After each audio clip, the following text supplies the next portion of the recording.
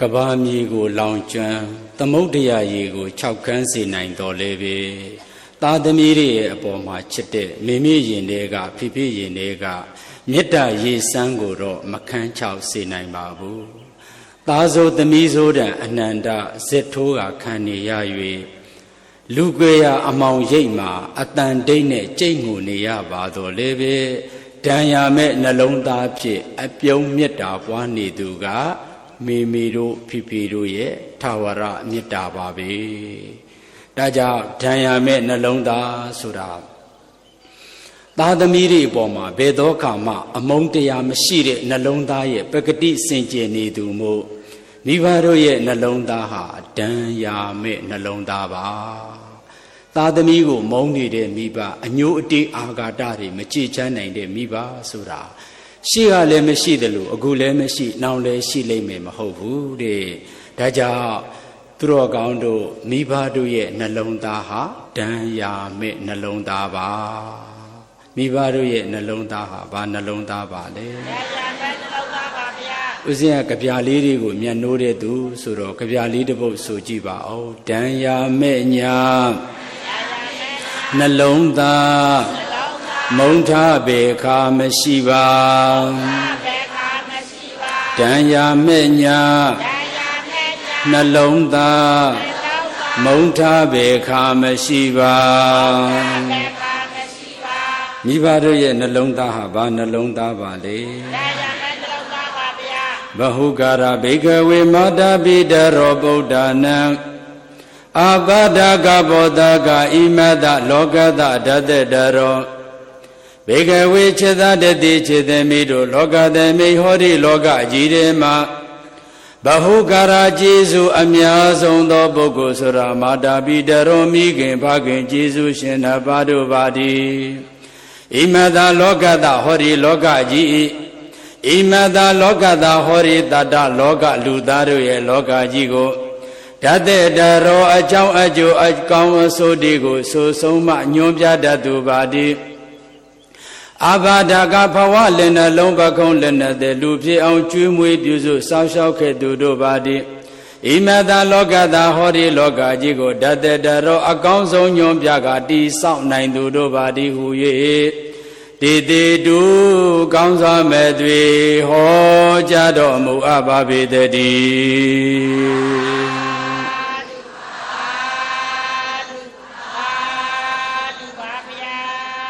တတ္တလောကအထံသို့အနံခေဘူးအထုထုတွင်ရှိဥမဆွကရေကကျေးဇူးအလားကိုစတင်ခဲ့သူအကျဉ်လူဤစင်ဖြူသောပုံမေတ္တာဂုံကိုဘုံတိုင်းမှာပေနိုင်ရှင်စရာမရှိပါပြီအာဓိကပမဆွာရှိဖြာကျေးဇူးဂုံဤအမတ်တာလောကမှာမိဘနှစ်ပါးဆိုတာရှိနေခဲ့တယ်လေအဲ့ဒီအမေဆိုတာရဲ့အဖေဆိုတာရဲ့ရှိနေခြင်းကိုကကျေးဇူးတရားရဲ့သင်္ကေတကျေးဇူးတရားရဲ့အမတ်တာအခြားလားမိဘနှစ်ပါးပဲလားကျေးဇူးရဲ့သင်္ကေတနော်ဘာရဲ့သင်္ကေတပါလဲတတ္တလောကထံသို့အနံကေဘူးအထုထုတွင်ရှိဥမဆွာကတဲ့ကကျေးဇူးအလားကိုစတင်ခဲ့သူကိုယ့်ဘဝမှာအစအဆုံးကျေးဇူးပြုခဲ့သူဟာသူများလားမိဘနာပါလားပရိသတ်ကြီးဥစဉ်တို့ဟာသွေးတစ်ဆက်နဲ့လူဖြစ်ရလာရသူတွေပါဒါကြောင့်သွေးတစ်ဆက်နဲ့လူဖြစ်အောင်လူလောကတဲ့ကိုအရောက်ပို့ခဲ့သူကမိမိနဲ့ဖေဖေဒါကြောင့်ကျေးဇူးတရားတွေကြောင့်လည်းပဲဟောဒီပရိသတ်ဟောဒီလောကကြီးဟာသူများကြောင့်ရှိနေတာလားမိဘကြောင့်ရှိနေတာလားရှိဥမဆွာကတဲ့ကကျေးဇူးအလားကိုစတင်ခဲ့သူအကျဉ်လူဤစင်ဖြူသောပုံမေတ္တာဂုံကိုဘုံတိုင်းဘုံတိုင်းဘုံတိုင်းမှာပင်နိုင်ရှင်စရာမရှိပါပြီအာဓိကပမဆွာရှိပြကျေးဇူးဂုံဤအမတ္တမိဘနာပါပါပဲရဲ့လို့ပန္တိတာပညာရှိသူတော်ကောင်းတို့သည်ဩဝါဒတိကောင်းစွာမဲ့သွေမိကြတော်မူခဲ့ပါပေတည်း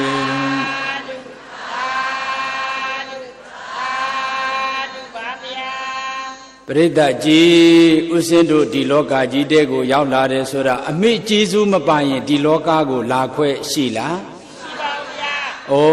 အမေကျေးဇူးအဖေကျေးဇူးမပါရင်တို့လောကကိုလာခွဲမရှိလူဖြစ်ခွက်ကောရှိမလားမရှိဘူးနော်ဒါကြောင့်မေတ္တာတကားဖွယ်မှတ်ထားပဲတဲ့အာညိုညစ်မလို့ခြင်းကထိုစဉ်ကတည်းကတဲ့ဘဝကိုမြစ်ွယ်ပြုကပြည့်ရဲ့ပြုအပ်အခုတော့ကတဲ့အားကျိုးဆိုးလိုလာလက်ခံထားပြီနော်အခုကကလေးတွေကပြောတယ်မလားခမည်းတော်ဘသူကမွေးခိုင်းလဲခမည်းတော်မွေးခမည်းတော်ကြွေးပေါ်ဘသူကမွေးခိုင်းလို့လဲလို့ဒီလိုပြောတယ်ရတယ်မရှိဘူးလားဩမိဘကျေးဇူးအထူးထူးကိုတူတူငေါငေါထောလောကလမခမလေးရေသွန်းသွေးကြတဲ့ခေဟာယနေ့ခေတ်ဆိုရင်လွဲနိုင်ပါမလားမိဘတွေကိုဂရုမစိုက်တော့ဘူးအဖေပြောလဲနားမထောင်အမေပြောလဲမရဘူးတချို့ဥစ္စာဒနာဘောဂါတွေနည်းနည်းရှိလာရင်ဖနောက်တန်ဆိုပြီးတော့လေမိဘတွေကိုအိမ်ပေါ်တို့လို့အစေခံတွေလို့ဆက်ဆံကြတာတွေကခဏခေတ်ရှိမနေဘူးလားရှိပါတယ်ဗျာအဲ့ဒါကြောင့်မို့လို့မိဘကျေးဇူးအထူးထူးကိုတူတူငေါငေါထောလောကလမခံမလေးရေတန်သေးနေကြတာမို့သူတော်ကောင်းတို့နာမိမိရဲ့ဘဝမှာခမည်းတော်မွေးထားတာကျွေးပေါ်ဗျာဘသူမွေးခိုင်းလို့လဲလို့ဒီလိုပြောမယ်ဆိုရင်တဲ့နော်သင်အားကြိုးဆိုရှိဥမဆွကတဲ့ကနော်မေတ္တာတကားဖွဲ့မှတ်ထားပြီတကားပိတ်ထားရင်ဒီလောကတဲကိုကျုပ်တို့ဝင်လာလို့ရမလားမရဘူးမေတ္တာတကားဖွဲ့မထားပဲတဲ့အာညိုညင်မလို့ခြင်းကထိုစဉ်ကတဲ့ကမြစ်ွယ်ပြုကခဏခွက်မှာစိပညာတွေအရာသားသမီးကိုမလို့ခြင်းရင်မြစ်ွယ်ပြုလို့ရတယ်နော်ရတယ်ဒါပြင်မဲ့လို့လည်းပဲအခုတော့ကတဲ့အာကြိုးဆိုတဲ့အာကြိုးဆိုလိုလာလက်ခံထားပြီးကြီးမားမေတ္တာမြင့်မိုးကျို့မာတာပေတူထိုးနှဥပါပဲရဲ့လို့တချို့ပြောတဲ့လောကကိုဘသူဖန်ဆင်းတယ်တဲ့ကျုပ်တို့အဲ့လိုမပြောကျင်ဘူးမြင့်မောက်ကိုကြည့်မယ်ဆိုရင်ဒီပရိသတ်ကြီးကိုမိဘနှစ်ပါးကဖန်ဆင်းတယ်ဆိုရင်လွဲပါမလားအဲ့ဒါကြောင့်မို့ရှိဥမစွာကြတဲ့ကကျေးဇူးအလကိုစတင်ခဲ့သူလိုလာလက်ခံထားပြီးကြီးမားမေတ္တာမြင့်မိုးကျူးမာတာပိတုထိုနှဥမာတာပိတုထိုနှဥပါပဲရဲ့လို့ပန္တိတာပညာရှိတို့သည်ဩဝါဒတိမိဘကျေးဇူးအထူးထူးကိုတူတူငေါငေါထောလောကလမခမလေးလှုပ်လို့သူများရွှေနရောကြအားကောင်းစွာမဲ့သွေမိတ်ကြတော်မူခဲ့ပါပေတည်း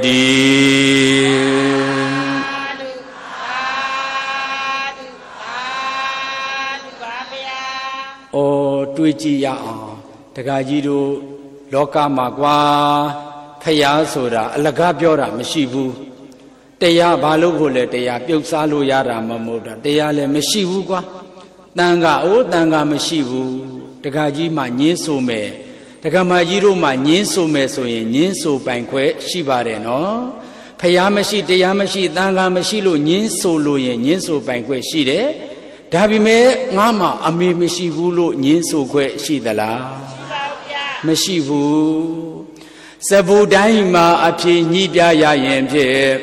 အပူလိုင်းဖြာဝေးတဲ့နေကားတွေနဲ့လူတိုင်းမှာအမေရှိတယ်လူတိုင်းမှာပါရှိတယ်အမေရှိပါတယ်ဗျာအမေမရှိဘဲနဲ့သားသမီးဆိုတာရှိနိုင်မလားနော်ဒါကြောင့်အခုဒီပရိသတ်ကြီးနဲ့အိုစင်တို့အခုလိုတွေးဆုံခွဲရှိနေခြင်းကိုကသူများကျေးဇူးလားအမေကျေးဇူးကြောင့်လားစဘူတိုင်းမှာအဖြစ်ညှိပြရရင်ဖြင့်အပူလိုင်းဖြာဝေးတဲ့နေကားတွေနဲ့လူတိုင်းမှာအမေရှိတယ်လူတိုင်းမှာပါရှိလေအမေရှိပါတယ်ဗျာမယီမယပဟေလိတွေကြောင့်အသေးအချအဖေမသိရင်တောင်မှအမေရှိတယ်အဖေမသိရင်တောင်မှပါရှိလေမယီမယပဟေလိတွေကြောင့်အသေးအချအဖေမသိရင်တောင်မှငါမှအမေရှိတယ်တို့မှဘယ်သူရှိလဲတခါတလေအမေကိုကြောရယုံကြံသွားလို့လေနော်အဖေဆိုတာဘယ်သူမှမသိပေမဲ့တို့မှအမေဆိုတာတကယ်ရှိခဲ့တယ်မွေးမြူခဲ့တဲ့အမေမရှိဘူးလားမယီမယပဟေလိတွေကြောင့်အသေးအချအဖေမသိရင်တောင်မှအမေရှိတယ် Chedra wege piteza ame hale ame ame ha piteza phini pise tathamigo mwe myude tathamigo chekhinde myetta ame yin the ma mashi hu la Usin ho Mobelin town there ma achin sakan ma 9 ရက်တရားစခန်းသွားဖွက်တယ်အဲ့ဒီမှာတက္ကမကြီးကိုနော်သူ့ရဲ့ပုံမှန်ကပြိတ္တစာအမှုနော်သူဥစဉ်ငိုပြီးလျှောက်တယ်ဥစဉ်တရားမေးတော့သူငိုပြီးလျှောက်တယ်တပည့်တော်မှာဗျာနော်သူ့အဖေဆုံးသွားတဲ့အခါမှာတပည့်တော်ဘာမှမလုပ်တတ်ဘူးဖေကလေးကလည်းကြောင်းတက်နေတုံးပဲကလေးရဲ့ပညာရေးအတွက်တပည့်တော်ဘဝနဲ့ယဉ်လိုက်လို့ဒီနေရာကိုရောက်လာခဲ့တာတဲ့သူအတွက်လားသားသမီးတွေအတွက်လားသားသမီးတွေအတွက်ဆိုရင်အမေဟာအရှက်ကိုလည်းစောဝတ်သူဘဝကိုလည်းစောနိုင်သူအသက်ကိုလည်းစောရဲသူအာဃမိခင်ပဲဗာမိခင်ပါလေတခါကြီးတို့နော်စိတ်ကူးရင်မပါဘူးဥစဉ်တကယ်အကျဉ်းတောင်မုတ်ပလင်အကျဉ်းတောင်ထဲမှာမင်းညလည်းပဲထပ်တောင်းတယ်တရားပွဲတက္ကမကြီးကစုံလာစမ်း2 ရက်နေ့ကြာမှပဲကျုပ်အားတော်မှာမို့ဒီလောက်မှပဲလို့တော့အဲ့ဒီအကျဉ်းတောင်တဲကိုရောက်နေတဲ့တက္ကမကြီးကသူ့သားအတွက်ဘဝနဲ့ယဉ်လိုက်တယ်သူ့သားအတွက်ဘာနဲ့ယဉ်လိုက်လဲဩတို့အပေါ်မှာတို့အမေကအဲ့ဒါလို့ချက်တယ်ဆိုပါလားသားသမီးတို့ရဲ့အပေါ်မှာအမေဟာအဲ့ဒါလို့မေတ္တာတရားတွေကြီးမားတဲ့ဆိုပါလားအမေဟာသားသမီးအတွက်ဆိုရင်အသက်ကိုစော့နိုင်သူဘဝကိုစော့လို့ဝတ်သူအရှိတ်ကိုဖယ်ရှားနိုင်သူဖြစ်ပါခဲ့တယ်အခုအမေထောင်တဲ့ကိုရောက်နေတာသားသမီးတွေအတွက်ကြောက်ပါတယ်ဒါကြောင့်သူတော်ကောင်းအပေါင်းတို့ချက်တရာဝေကဲပြည့်တဲ့စအမေဟာလည်းအမေသားသမီးကိုချက်တဲ့မေတ္တာရင်ထဲမှာမရှိဘူးလားချက်တရာဝေကဲပြည့်တဲ့စာအမေဟာလည်းအမေအကြောင်းတရားအချီမွေးတတောင်းစားအမေဟာလည်းအမေသူကလေးတွေကိုတောင်းပြီးတော့မကြွေဘူးလားဩမိခင်စိတ်မေတ္တာတရားတွေအပြည့်မှလားရှင်တဲမှလားအကြောင်းတရားအချီမွေးတတောင်းစားအမေဟာလည်းအမေအကျွေးကြွေလှတဲ့ဇိသေးမအမေဟာလည်းအမေဇိသေးမအမေဟာလည်းအိုးနေပြန်တို့ယူပြီးတော့တခါတည်းပြီးခေါင်းရဲ့ပြတ်တို့ဖဏပန်းအမိတို့ရက်ွက်တေကိုမိုးလင်းမိုးချုပ်ဈေးရောင်းနော်တနည်းကုန်ရှာမနော်မရမနာသွားမှတကြက်တပြားစားရတဲ့အမေဩကျမကြီးတကောင်တော်မှရစ်နေတာကိုတွေ့ရင်သူကလေးတွေအတွေ့ရစ်နေခဲ့တာကိုမြင်ရရင်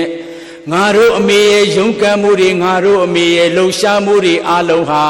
သူ့အတွက်လားသားသမီးတွေအတွက်လားနော်ဖဏပအမိတို့တေချာအိုအမေရွာစဉ်တွေကိုကြော်ဖြာခေါင်းရွယ်ပြတ်ထိုးမယမနာသွားမှတကြက်တပြားစားရတဲ့အမေအကျွေးကျွေလှတဲ့ဈေးသည်မအမေဟာလည်းအမေနော်စင်ရဲတယ်ဆိုပြီးတော့အမေမခေါ်ခြင်းသူတွေအမေကနေကြတဲ့ဘဝမို့အမေမတော်ခြင်းတဲ့သူတွေနော်အဲ့ဒါကြောင့်မို့လို့သူတော်ကောင်းတို့ငါတို့ရဲ့အမေဟာငါတို့ဘုံမှာဘယ်လိုမေတ္တာတွေနဲ့ချက်ခဲ့သူဘယ်လိုမေတ္တာတရားတွေနဲ့ချက်နိုင်ခဲ့သူဆိုတာအမေမတပါအခြားရှိမလားမရှိဘူးတခါကြီးတို့ကထင်တယ်နော်ဒါကြောင့်မိဘပေါ်မှာချက်တယ်လို့တဲ့မိဘတွေကိုချက်တယ်လို့ဘယ်သူကိုမှပုံအောပြီးတော့မချက်လိုက်ပါနဲ့တစ်ချက်ပြောတယ်နောက်တစ်ချက်ကနော်ဘယ်သူတွေကဘလောက်ချက်တယ်လို့ပဲပြောနေကို့အမိကို့အဖေလောက်မချက်ဘူးဆိုတာယုံလိုက်ပါနော်တခါကြီးတို့ကိုကောင်းလေးတွေကိုကောင်းမလေးတွေကောင်းလေးတွေအမျိုးမျိုးပြောမယ်ဘယ်လိုချက်တယ်ဘယ်လောက်ချက်တယ်အသက်တမျှချေရပါတယ်လို့ပြောပါလိမ့်မယ်မိတ်ဆွေတွေကလည်းပဲပြောပါလိမ့်မယ်ချစ်ပါတယ်လို့ပြောပါလိမ့်မယ်ဘယ်သူတွေဘလောက်ချစ်တယ်လို့ပြောနေပါတော့လည်းပဲအမေလောက်မချစ်ဘူးဆိုတာယုံလိုက်ပါအမေလောက်မချစ်ဘူးဆိုတာယုံလိုက်ပါတခါကြီးတို့ယုံတယ်မဟုတ်လားပရိသတ်ကြီးယုံကြည်တယ်မဟုတ်လားအမေမေတ္တာတရားဟာအဲ့ဒါလောက်ကိုခိုင်မာပါတယ်အဲ့ဒါလိုမြင့်မြတ်လွန်ပါတယ်ဒါကြောင့်အကျွေးကျွေလှတဲ့ဈေးသည်မအမေဟာလည်းအမေသမီးသားတွေကြီးထွားစေရောလို့စီးပွားအထွေထွေသမီးသားတွေကြီးထွားစေရောလို့စီးပွားအထွေထွေစိန်ရွှေပတ္တမြအိမ်မြေကနဲ့ ငွေသားအမွေပေးနိုင်မှအမေမဟုတ်ရိုင်းနဲ့တွေ့အတူလေခင်အိမ်နေစရာတိုးဖဲကပေးခဲ့အယိုးဟင်းတဖဲစီဝေထမီကိုအတူတော့ဘိုင်းမောက်တော့အတူတူချင်းအောင်မရှိခြုံဆောင်မရှိခင်းအိမ်စရာဖျားမရှိလို့ချင်းကိုသွေးလူအတူတူကြဘိုးသွေးလူအတူတူအပူကိုမျှဝေဒုက္ခကိုပုံမူလေးနဲ့စေပညာအမွေရွှေအိုရိုးသားမှုဂုံတိတ်ခါမေတ္တာအကျဉ်းနာမှာတပါအခြားပေးစရာအထွေထွေမွဲတော်လဲအမေဟာအမေပဲလေဩသားရဲ့အမေဟာလေကာမပေးနိုင်ဘူးနော်သားလိုချင်တဲ့မော်တော်ဆိုင်ကယ်လဲဝယ်မပေးနိုင်ခဲ့တာပါသားရဲ့အမေဘွားကိုနားလည်ပေးပါနော်သမီးလိုချင်တာကိုလေအမေမပေးလို့ခဲ့တာမဟုတ်ဘူးမပေးနိုင်ခဲ့တာပါမပေးလို့တာလားမပေးနိုင်ခဲ့တာလားစိန်ရွှေဗတ္တမြအိမ်မြေကနဲ့ငွေသားအမွေပေးနိုင်မှအမေမဟုတ်အခုခေတ်ကမိဘကိုပင်ဥစ္စာမြင်မှခင်မင်မြတ်လေးသားတို့မွေပေးနိုင်ကျွေးနိုင်ရဲ့တိတ်ချက်တဲ့အမေမပေးနိုင်တဲ့အမေကြတော့အလကားအမေလကားအဖေဒီလိုတွေထင်ပြီးတော့လေဆက်ဆံနာမှာပြောမနေနဲ့အိမ်ပေါ်ဒီအစိခံနေလို့ပဲကြီးကြုံနေလို့ပဲတချို့အမေထမင်းချက်ထားလိုက်အမေပစိုးရွှွန်ထားလိုက်နော်အဲ့ဒါလိုတွေကြီးကြုံလို့အိမ်ပေါ်လို့ဆက်ဆံကြတာတွေကမရှိဘူးလားဩစိန်ရွှေဗတ္တမြအိမ်မြေကားနဲ့ငွေသားအမွေပေးနိုင်မှအမေမဟုတ်ရိုင်တဲ့တဲ့အတွင်းလဲခင်းအိမ်နေစရာတိုးဖဲကပေးခဲ့အခုလိုမိုးမလုံလေမလုံရဲ့အမေကမိုးတန်လေတန်ကိုအပြင်ကကာကွယ်ပြီးတော့သားကိုအတွင်းဘက်မှာထားခဲ့တယ်ဒီရိုင်တဲ့တဲ့အတွင်းလဲခင်းအိမ်နေစရာတိုးဖဲကပေးခဲ့အယိုးဟင်းတစ်ဖဲစီဝေအမေဟာဘယ်တော့မှအရင်မစားပြစ်ဘူးသားတို့ကြွေးတယ်သမီးကိုကြွေးတယ်သူတို့စားလို့ကြံတဲ့အယိုးရင်းကြမှာပဲနောက်ဆုံးအမေစားဖြစ်တာပါပဲဒါတွေဟာမိခင်တိုင်းသိတယ်ကြပါတယ်မသိတာကတို့သားသမီးတွေပဲအယိုးဟင်းတစ်ဖဲစီဝေထမင်းရေကိုအတူသားဘိုင်းမောက်တော့အတူတူချင်းအောင်မရှိခြုံဆောင်မရှိခင်းအိတ်စရာဖျားမရှိလို့ချင်းကိုသွေးလူအတူတူကြဘိုးသွေးလူအတူတူအပူကိုမျှဝေဒုက္ခကိုပုံမိုးလေးနဲ့စေပညာအမွေရွှေအိုရိုးသားမှုဂုံတိတ်ခါမေတ္တာအကျဉ်းနာမတပါသားရဲ့ကာမပေးနိုင်ပေမဲ့လေမိမိဟောဒီရင်ပတ်တဲ့ကသားပေါ်မှာချစ်တဲ့မေတ္တာတရားတွေကိုသားလိုတလောက်ယူပါသမီးရတလောက်ယူနိုင်ပါတယ်အကျဉ်းနာတရားတွေလိုတလောက်မေတ္တာတရားတွေလိုတလောက်တော့ဟောဒီကအမေပေးနိုင်တဲ့သားဟောဒီကအမေပေးနိုင်တဲ့သမီးနော်မေတ္တာအကျဉ်းနာမှာတပါအခြားပေးစရာအထွေထွေမွဲတော့လေအမေဟာအမေပါပဲရဲ့လို့ပန္တိတာပညာရှိသူတော်ကောင်းတို့သည်ဩဝါဒတိကောင်းစွာမဲ့သွေမိတ်ကြတော်မူခဲ့ပါပေတည်း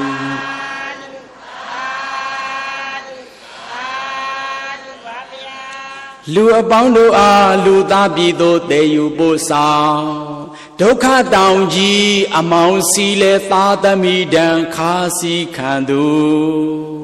ဒီလောကကြီးဒီပရိသတ်ကြီးကိုဒီလောကကြီးတဲကိုတည်ယူပို့ဆောင်ခဲ့တာဝမ်းနဲ့လွယ်တည်ခဲ့ရသူကသူများလားအမေပဲလားမှန်ပါဗျာလူအပေါင်းတို့အားလူသားပြည်သို့တည်ယူပို့ဆောင်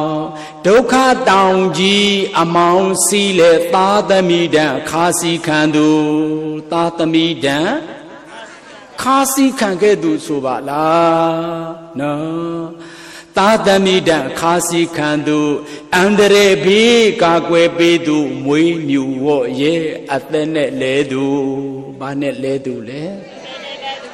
တခါကြီးကိုမွေးတဲ့နေဓမ္မကြီးကိုမွေးတဲ့နေကဥစဉ်တို့ကိုမွေးတဲ့နေကအမေဟာသေမင်းရဲ့စက်တလင်းမှာဆက်ခင်းပြီးတော့အသက်နဲ့လဲခဲ့ရသူပါအသက်ဆော့ပြီးတော့မွေးခဲ့တာနော်သူတော်ကောင်းတို့ဥစဉ်တို့ကိုအုံမုတ်ခွင့်နဲ့လဲထားတာလားအသက်နဲ့လဲထားတာလားလဲထားတာပါဗျာနော်ကိုယ့်အတွက်အသက်ပေးဖို့သူပေးနိုင်သူဆိုတာသူများလားမိခင်ပဲလားမိခင်ပါဗျာဒါကိုများတက္ကကြီးတို့တက္ကမကြီးတို့အမေကိုမိဖို့ကြောင့်မှခိုင်းရပလေတယ် သူများတွေများဖရာတဆူဂူတလုံးအိမ်ဥခန်းမှာဖရာတဆူဂူတလုံးကဲ့သို့ကိုးကွယ်ကြစီကပ်ကြပူဇော်ကြတယ်ကိုမှတော့အစေခံလုံးနေကြတာဒီကျေးဇူးသိလို့လားကျေးဇူးမသိလို့လားမိဘကျေးဇူးမြင်းမို့ဥတဲ့မြင်းမို့တောင်တဲ့ကြီးတယ်နော်အဲ့ဒီမြင်းမို့တောင်တဲ့ကြီးတဲ့ကျေးဇူးကြီးကိုတောင်မှမမြင်တော့ဘူးဆိုရင်ကိုမျက်စိကကောင်းနေလားကန်းနေလားဝနေတော်နိုင်နေသောအန္တာမဟိန်သောကျွဲကန်းကြီးတို့ပါသည်တော်ထဲမှာနေတဲ့ကျွဲကန်းကြီးဘာမြင်လဲဘာမှမမြင်ဘူးကိုကလည်းမြင်းမို့တောင်ထက်ကြီးတဲ့အသက်ပေးမွေးခဲ့တဲ့ကျေးဇူးကိုတောင်မှမမြင်ဘူးဆိုရင်ကိုကကျွဲကန်းတကောင်ကိုကဘာကန်းတကောင်လဲအိုးဒီကောင်လေးကနိုင်ငံเจ้า၄-၅ခေါက်ရှိပြီဘွဲကဘယ်နှခုယူပြီးသွားပြီနော်ဘွဲဘယ်လောက်ပဲရနိုင်ငံเจ้าကိုဘယ်နှခေါက်ပဲသွားမိဘကျေးဇူးမသိရင်ကျွဲကန်းပဲမိဘကျေးဇူးမသိရင်ဘာကန်းပဲလဲဝနေတော်နိုင်နေသောအန္တမိန်သောကျွဲကန်းကြီးတို့ပါသည်ဟု၍ဩဝါဒတိကောင်းစွာမဲ့သွေမိကြတော်မူခဲ့ပါပေတည်း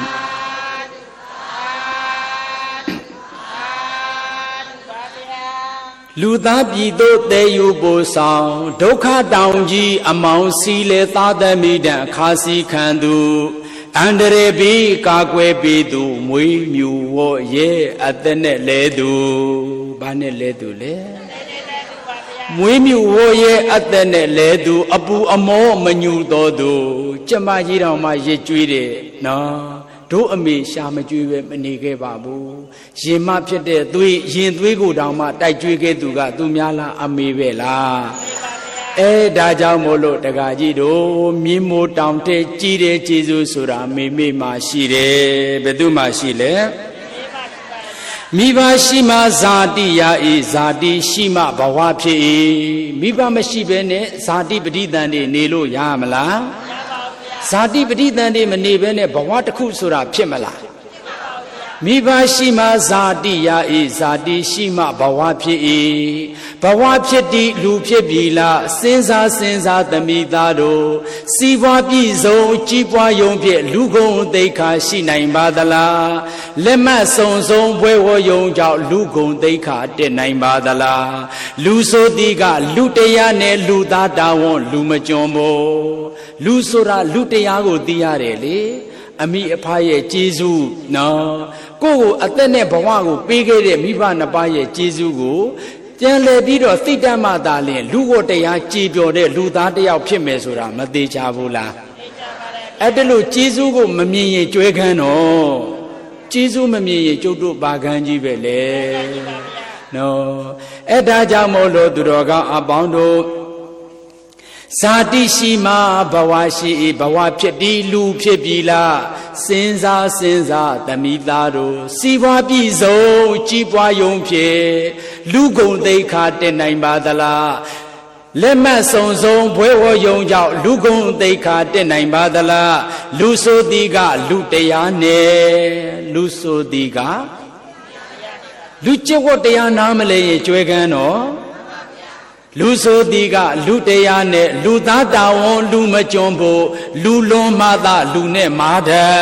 ခဏကလူလွန်မှသားတွေတော်တော်များတယ်နော်အိုးကြည့်ဒကမာကြီးရဲ့တနေ့လေးဦးစင်းဆွမ်းစားပဲလို့ဆိုကြွသားတယ်အမေကလေးတဲ့လှုပ်ထားပါကင်ထားပါဆိုတာပြောကိုလို့မရဘူးတဲ့နော်သူ့အမေကိုငေါ့နေတာလေမိဖို့တဲမှာခိုင်းမရလို့ကြည်အိမ်ပေါ်တယောက်လို့လုံနေတယ်နော်မာတရီပိတရီစာပေယောသမ္မာပฏิပေစတိမြတ်စွာဘုရားကကျေးဇူးတရားနဲ့တန်းစီပြတဲ့နေရာမှာမာတရီပိတရီအမေဟာနံပါတ်1အမေဟာနံပါတ်ဘယ်လောက်လဲကျေးဇူးတရားနဲ့နော်ကျေးဇူးတရားနဲ့တန်းစီလိုက်တော့အမေမရှိရင်သိဒ္ဓထရှိလားသိဒ္ဓထမရှိရင်ဂေါရမရှိလား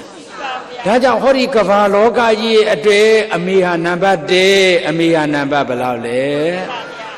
မာတရီပိတရီစာပြီးအဖေဟာနံပါတ်2အဖေဟာနံပါတ်ဘယ်လောက်လဲ3နံပါတ်ဟာငါဖရာ3နံပါတ်ဟာ4နံပါတ်ကယဟန်တန်ဃာလို့ကျေးဇူးတရားနဲ့စင်တန်းပြီးတော့မပြဘူးလားထိတ်ဆုံးမှာအမေထိတ်ဆုံးမှာ အခုတော့ဂဏိခေတကာကြီးတွေတက္ကမကြီးတွေကဘိတ်ဆုံးမအမေလွဲမသွားဘူးလားဖယားကအမေကိုထိတ်ဆုံးမထားတာနော်အိုးဖယားစကားနာမထောင်ကြတဲ့တို့တွေကဘိတ်ဆုံးမအမေကိုထားတယ်အမေကိုအစိကံလိုခိုင်းတယ်အိမ်ပေါ်လိုဆက်ဆံတယ်အမေရင်ကွဲမတတ်ခံစားရတော့မှာပဲဒါကြောင့်လက်မဆုံဆုံဖွေးဝယုံကြောင့်လူကုန်သိက္ခာတင်နိုင်ပါသလားလူဆိုသည်ကလူတရားနဲ့လူသားတာဝန်လူမကျွမ်းမလူပိသားကြပါတဲ့ရေလို့ပန္တိတာပညာရှိတို့သည်ဩဝါဒတိဆုံးမစကားမေးကြတော်မူခဲ့ပါပေတည်း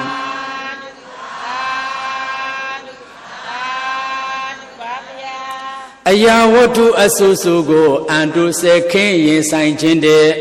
သေမင်းအပေါ်စိန်ခေါ်ရမှုအန်တုရခြင်းစက်ခင်ရခြင်းပူပြီးခေ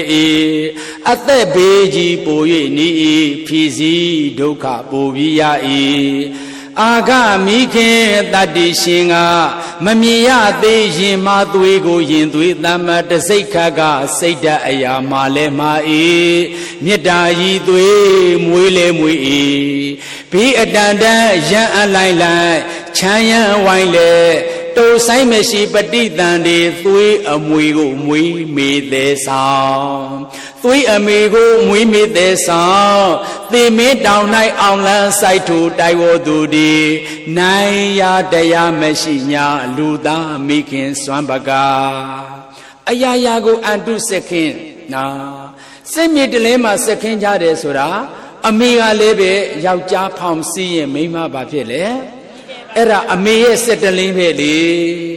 အရာဝတ္ထုအဆူဆူကိုအန်တုစက်ခင်ရင်ဆိုင်ခြင်းတဲ့သေမင်းအပေါ်စိန်ခေါ်ရမှုအမေဟာသေမင်းကိုစိန်ခေါ်ရဲတယ်စိန်ခေါ်ဖို့တယ်စိန်မခေါ်ဘူးဆိုရင်တို့သားသမီးဆိုတာရှိလာအောင်မလားသေမင်းအပေါ်စိန်ခေါ်ရမှုအသက်နဲ့လောင်ကြီးတင်ပြီးတော့ထတ်တူပြူပြီးတော့မွေးဖွားခဲ့ရတယ်နော်သေမင်းအပေါ်စိန်ခေါ်ရမှုအန်တုရခြင်းစက်ခင်ရခြင်းပူပြီးခဲ့၏အသက်ဘေးကြီးပူ၍နီး၏အသက်ဘေးကြီးဖြီစီဒုက္ခပူပြီးရ၏အာဂမိခင်တတ္တိရှင်ကမမြင်ရသေးရင်မသွေးကိုရင်သွေးတတ်မှတ်တဲ့စိတ်ခတ်ကပိုက်ထဲမှာဖြူသလားမဲသလားပိန်သလားဝသလားမသိဘူးဘာလေးမွေးမွေးအကုန်ချက်တော့မှသူများလားအမေလားမမြင်ရသေးရင်မသွေးကိုရင်သွေးတတ်မှတ်တဲ့စိတ်ခတ်ကငါသားလေးပဲတစ်စိတ်ခတ်လိုက်ပြီငါသမီးလေးပဲအသေးနှလုံးလေးပဲမမြင်ရသေးရင်မသွေးကိုရင်သွေးတတ်မှတ်တဲ့စိတ်ခတ်ကစိတ်ဓာတ်အရာမှလဲမှာ၏မေတ္တာဤသွေးမွေးလဲမွေး၏အမွေးဆုံးသောမေတ္တာဟာဘသူ့ရင်ထဲမှာရှိမလဲဒါကြောင့်နော်ကိုကောင်မလေးကကိုဘလောက်ချစ်ပါတယ်ကိုကောင်လေးကကိုဘလို့ချစ်ပါတယ်လို့ဘလောက်ပဲချစ်တယ်လို့ပြောအမေလောက်မချစ်ဘူးဆိုတာယုံလိုက်နော်ဘသူတွေဘလောက်ပဲကိုချစ်တယ်လို့ပြောဘသူလောက်မချစ်ဘူးလေပြည်ဆုံးတဲ့အချက်ဆိုတာအမေမှသာရှိတယ်အခြားမရှိနိုင်ဘူးရှိမလားမမြင်ရသေးရင်မသွေးကိုရင်သွေးတတ်မှတ်တဲ့စိတ်ခတ်ကစိတ်ဓာတ်အရာမှလဲမှာ၏မေတ္တာဤသွေးမွေးလဲမွေး၏ဘီအတန်တန်ရန်အလိုက်လိုက်ချမ်းရန်ဝိုင်းလဲတုံဆိုင်မရှိပဋိသန္ဓေသွေးအမွေကိုမွေးမိသေးဆောင်သေမင်းတောင်၌အောင်လန်းစိုက်ထူတိုက်ဝသူဒီနိုင်ရတရားမရှိညလူသားမိခင်စွမ်းပကားပါပဲရဲ့လို့ပန္တိတာပညာရှိတို့သည်ဩဝါဒတိမိမိရဲ့ရင်ကိုပုံကံမိမိရဲ့ရင်ကိုစုံကံလိုသူများရွှေနတော်ကြအောင်ကောင်းစွာမဲ့သွေမိတ်ကြတော်မူခဲ့ပါပေတည်း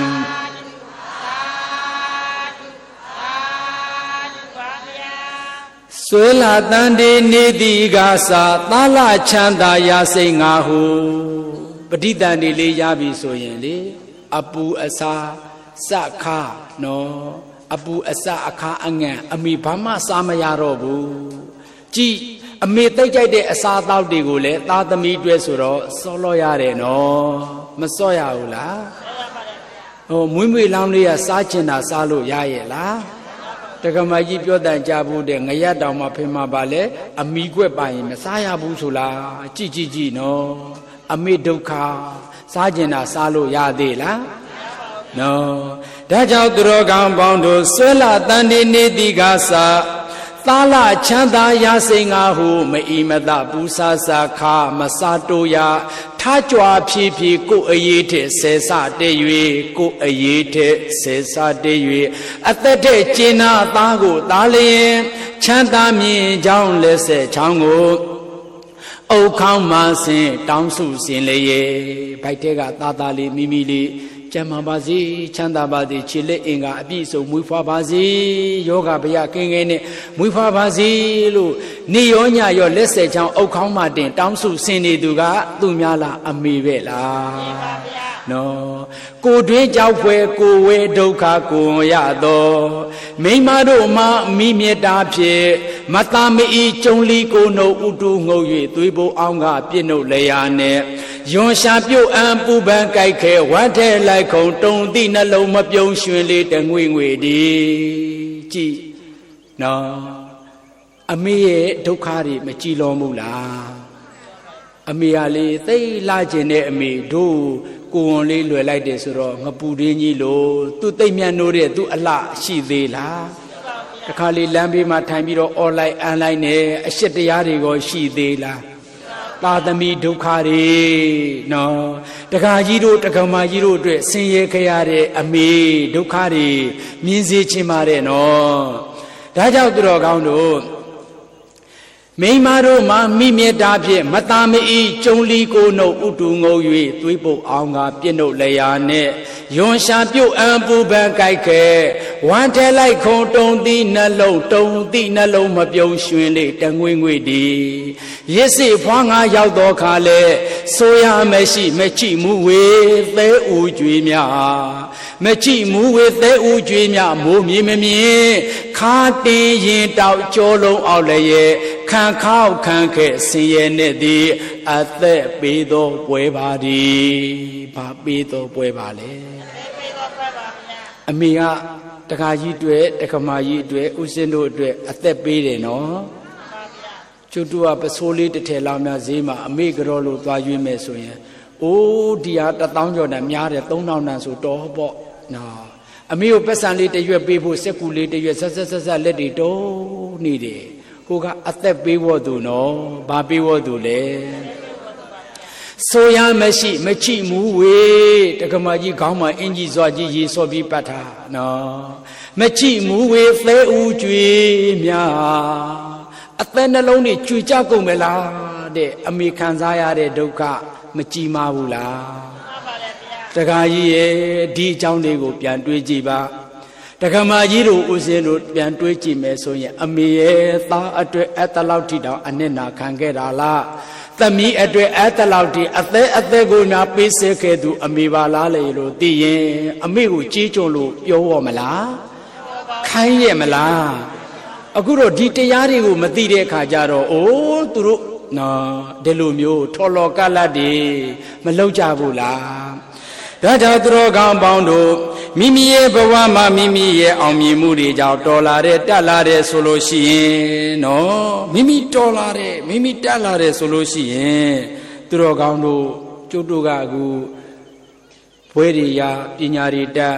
အရာရှိကြီးတွေဖြစ်လာပြီဆိုရင်ကာကြီးတစ်လုံးပြိုင်းပြန်သလားလို့မေးနေတဲ့အမေကိုလေဟိုးစာတက်ပြီးတက်တယ်မှမဟုတ်တာ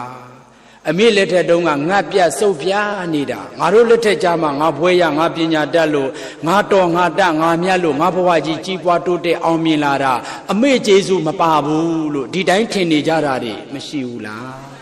ရှိတယ်နော်ကဲသူတော်ကောင်းတို့ငါဘဝရဲ့ငါအသေးရဲ့ငါဘဝရဲ့ငါရဲ့အောင်မြင်မှုတွေရဲ့ငါရဲ့ပိုင်ဆိုင်မှုတွေအလုံးကိုပြန်စစ်ကြည့်ပါအခုနံပါတ်1အခုတက္ကကြီးတို့ဦးဇင်းတို့ကိုနှလုံးသားကိုကြည်စမ်းဒိတ်ဒိတ်ဒိတ်ဒိတ်ဒိတ်ဒိတ်နဲ့ရင်ထဲမှာခုံမနေဘူးလား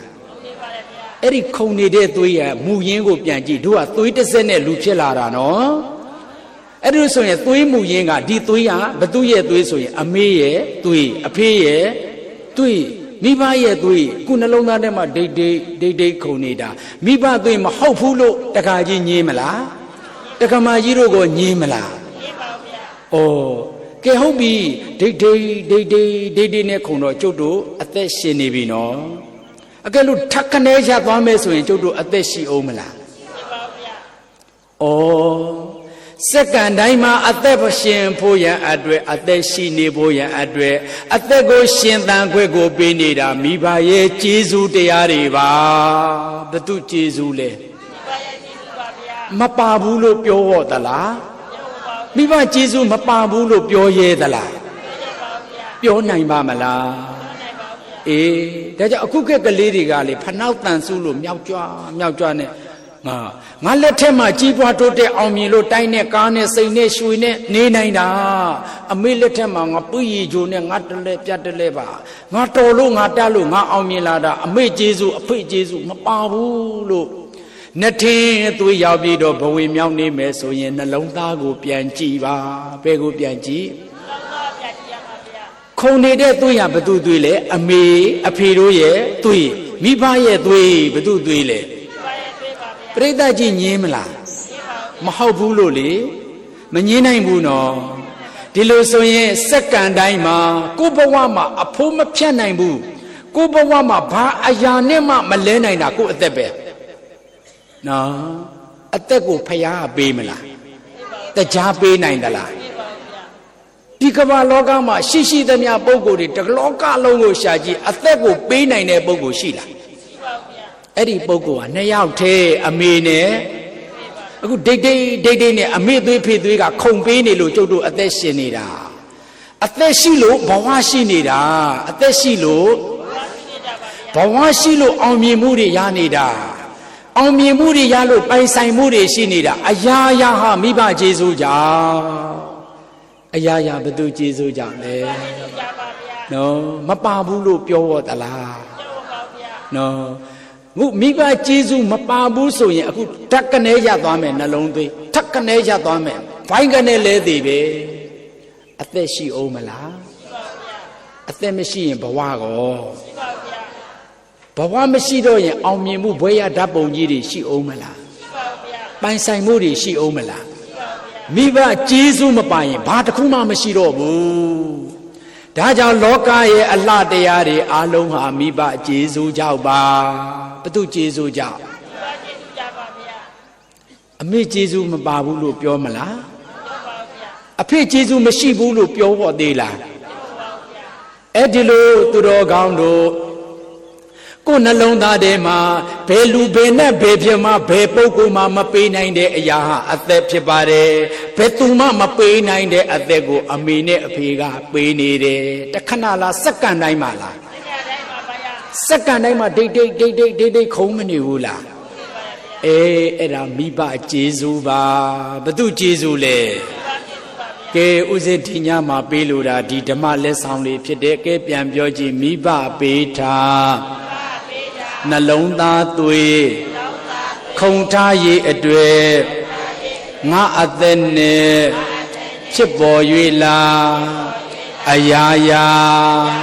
ငါဟာမိဘကျေးဇူးကြောင့်ငါဆိုတာဘု து ကျေးဇူးမိဘကျေးဇူးမပါရင်အသက်တစ်ချိန်ရှူကြည့်ရမလားအခုနှလုံးသွေးရရင်ဘိုင်းကနေလဲသေးပဲကျုပ်စကားတခွန်းပြောတယ်ထက်ကနေနှလုံးရသွားမယ်ပြောလို့ရမလားဩဒါကြောင့်မို့သူတော်ကောင်းတို့မိဘရဲ့ကျေးဇူးကိုအပြည့်မရှာနဲ့ရင်ထဲမှာရှာကြည့်ပါစက္ကန့်နဲ့အမျှရှိနေတယ်မရှိဘူးလားဒါနဲ့များတခါကြီးတို့ကမိသားလေးကားဝယ်နိုင်ဖို့တိုက်ဆောင်နိုင်ဖို့သားစူးစမ်းနေတာတနေ့နေ့တော့အမေကျေးဇူးဆက်မယ်နော်မေနော်လို့ပြားရည်နဲ့ဝန်ချတယ်လေတနေ့သားကြအာရပါရစัจချင်လာသေးပါဇကလေးဖြင့်စိတ်ကူးခိုးငွေတဝေဝေဖြင့်နေရွှေညာရွှေဘဝမေ့သူနေရွှေညာရွှေနှလုံးသားထဲမှာမေနဲ့ဖေရဲ့ကျေးဇူးတရားကိုရှာမတွေ့တဲ့ပုဂ္ဂိုလ်အလုံးဟာဘဝမေ့ဘာမေ့နေလဲကိုဦးစင်ပြိတ္တကြီးဒိတ်ဆိုတဲ့အတန်တွေဟာစက္ကန့်တိုင်းမှာကြားမနေဘူးလားအဲ့ဒါဘု து ကျေးဇူးလဲမိဘ ကျေးဇူးဘသူကျေးဇူးပါလဲစัจချင်လာသိပဇကလေးဖြစ်စိတ်ကူးခိုးငွေတဝေဝေဖြစ်နေရွှေညာရွှေဘဝမေသူနေရွှေညာရွှေဒီလိုလက်မလေးထောင်ပြီးတော့လေငါနေငါနန်းငါဘုံကံဟုငါမန်ကဲဝံငါဆွဲမော်သူဘာဆွဲမော်သူလဲငါတော်လို့လေငါကြိုးစားလို့ငါဘွဲရတာငါအောင်မြင်တာလေငါအင်ဂျင်နီယာငါဆရာဝန်ငါတထေးတကြွယ်ဖြစ်တာငါတော်လို့ပေါ့ငါနေငါနန်းငါဘုံကံဟုငါမန်ကဲဝံငါဆွဲမော်သူဘာဆွဲတွေမော်လဲငါကြောင့်အရာရာပေါ်နေတာလားမိဘကျေးဇူးကြောင့်ရှိနေတာလားငါအသက်ငါဘဝငါရဲ့အောင်မြင်မှုငါရဲ့စီးစိမ်ငါပိုင်ဆိုင်မှုတွေအရာရာဟာဘု து ကျေးဇူးကြောင့်ငါနေငါနံငါဘုံကံဟုငါမန်ကဲဝံငါဆွဲမော်သူမိဝံဖဝံမကြည်ပွန်မဲ့သမီးမော်သားကောင်းဖြစ်စေကြောင်းဟုချောင်းမြောင်းကြံစီညံပလီသူအကျဉ်လူသားသင်မှုကတရားနောင်တနောင်မရလျင်တရားနောင်တဒီတရားမျိုးကိုအမေသိပြီးမှနာရရင်ကွဲပြီဥစဉ်လေးနာအခုဒီတောသားမျိုးတဲ့အခုမျိုးကိုရောက်လာတယ်ဥစဉ်မှာတကားလဲတရားမှပါမလားနော်ဥစဉ်ဥစဉ်ရဲ့တပည့်ဥစဉ်လေးတစ်ပါးရဲ့ကာမောင်းပို့တဲ့တကားလေးတရားနှစ်ယောက်တည်းဆွေမရှိမျိုးမရှိတကောင်တွေ့ရေမျောကန်းတင်လဲလဲနေတယ်ငွေကလေးကအမေသေးတယ်ဆယ်နှစ်သားမှအဖေဆုံးတယ်နော်အခုလိုနှလုံးသားထဲမှာကျေးဇူးတရားတွေကိုသိနေခဲ့မယ်ဆိုရင်အမေရဲ့အမေပြန်လာလို့ရရဲ့သားစီကိုလာခဲ့ပါကျေးဇူးစัจကျင်လွန်လို့ပါဘာစัจကျင်လို့လဲအခုဥစဉ်မှာအမေမရှိဖေမရှိဘူးလေဆက်လို့ရအောင်မလားရပါဘူးဗျာဆက်ခွက်ကိုကြုံသေးလားကြုံပါဘူးဗျာအေးအဲ့ဒါလို့တရားနောင်တနောင်မရလျင်နောင်တနောက်ဝဲတဲ့နောက်ွယ်မှတောင်ဆွဲနေွယ်တော်မီနီသားနဲ့သမီးဘယ်တို့ဒီမိဘကျေးဇူးဆက်ဖြစ်အောင်မြည်နီရဲ့လို့ပန္တိတပညာရှိတို့သည်ဩဝါဒတိသာဆိုသမီးမိုက်များရွှေနတော်ကြအောင်ကောင်းစွာမဲ့သွေဟောကြားတော်မူအပ်ပါပေတည်း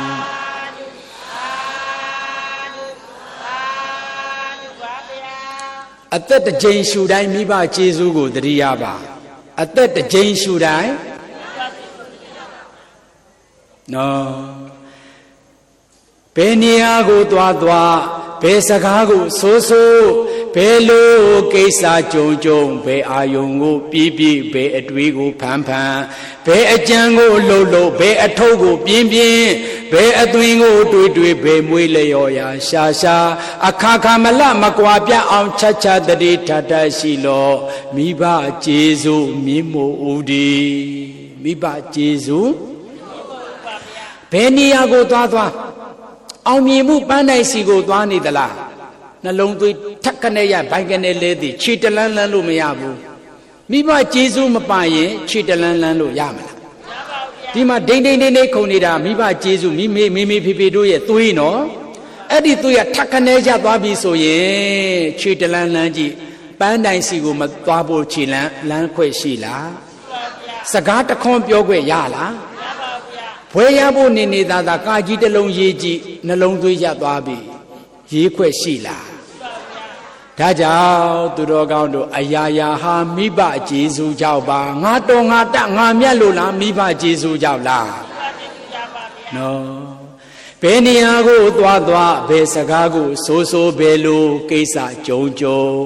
ဘယ်အာယုံကိုပြည့်ဘယ်အတွေးကိုဖန်ဘယ်အကြံကိုလှုပ်ဘယ်အထုပ်ကိုပြင်းဘယ်အသွင်ကိုတွေးဘယ်မွေးလျော်ရာရှာအခါခါမလမကွာပြအောင်ချတတိထထရှိလောမိဘကျေးဇူးမြင့်မှုဦးဒီညွန်နူးလေးများပေးစားဖို့သူဟူသမျှကြာမြည်ရန်ဆိုထိုးမြည်ရန်ဆွဲအန္တရေတို့ရန်ပဲခွေစီအဖွဲဒီအစိတ်မတိအယိတ်တီကြီးမားမြတ်တာစွမ်းအင်ဒီရဲ့လို့တေ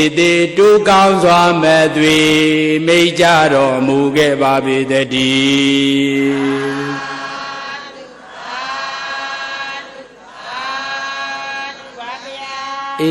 ဒါကြောင့်သိစေချင်ပါတယ်သူတော်ကောင်းတို့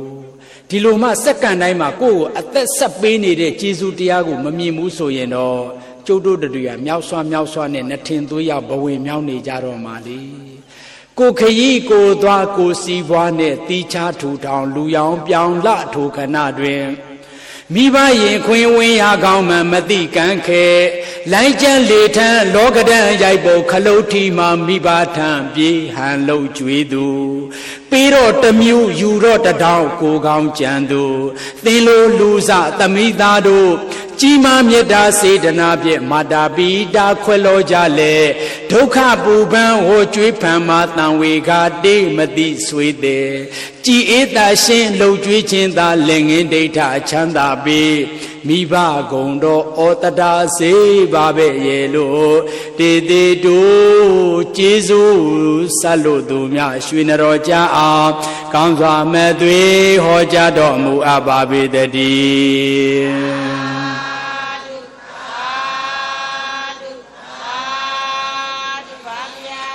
လောကခရီးအတိတိတို့ထီအဖုံဖုံနီးအစုံစုံဖြင့်ခိုလုံးရောက်လာဝေနေရငဲ့အာဟုနေရပါဟုနေရအနန္တဂိုင်းဝင်ကျေးဇူးရှင်အားအဘေသားကြီးဘေသမီတို့ဘေနီးဘေပုံယုံကြည်အသည့်ရှိမရှိရှိသည့်အကျွေးပေးမဲ့ပေကျေးဇူးမော်မြတ်ဆမဆစံသားကြည်ရန်လူရထံသို့ကံတရားကပို့ဆောင်သည်ကံတရားကဟောဒီလောကကြီးတဲ့ကိုတက္ကကြီးကိုပို့လိုက်တာတက္ကမကြီးတို့ဦးစင်းတို့ကိုပေးလိုက်တာယုံကြည်အသည်ရှိမရှိရှိသည့်အကျွေးပေးမပေးကျေးဇူးမော်မြတ်ဆမဆစမ်းသပ်ကြည့်ဖို့လောလိုက်တာ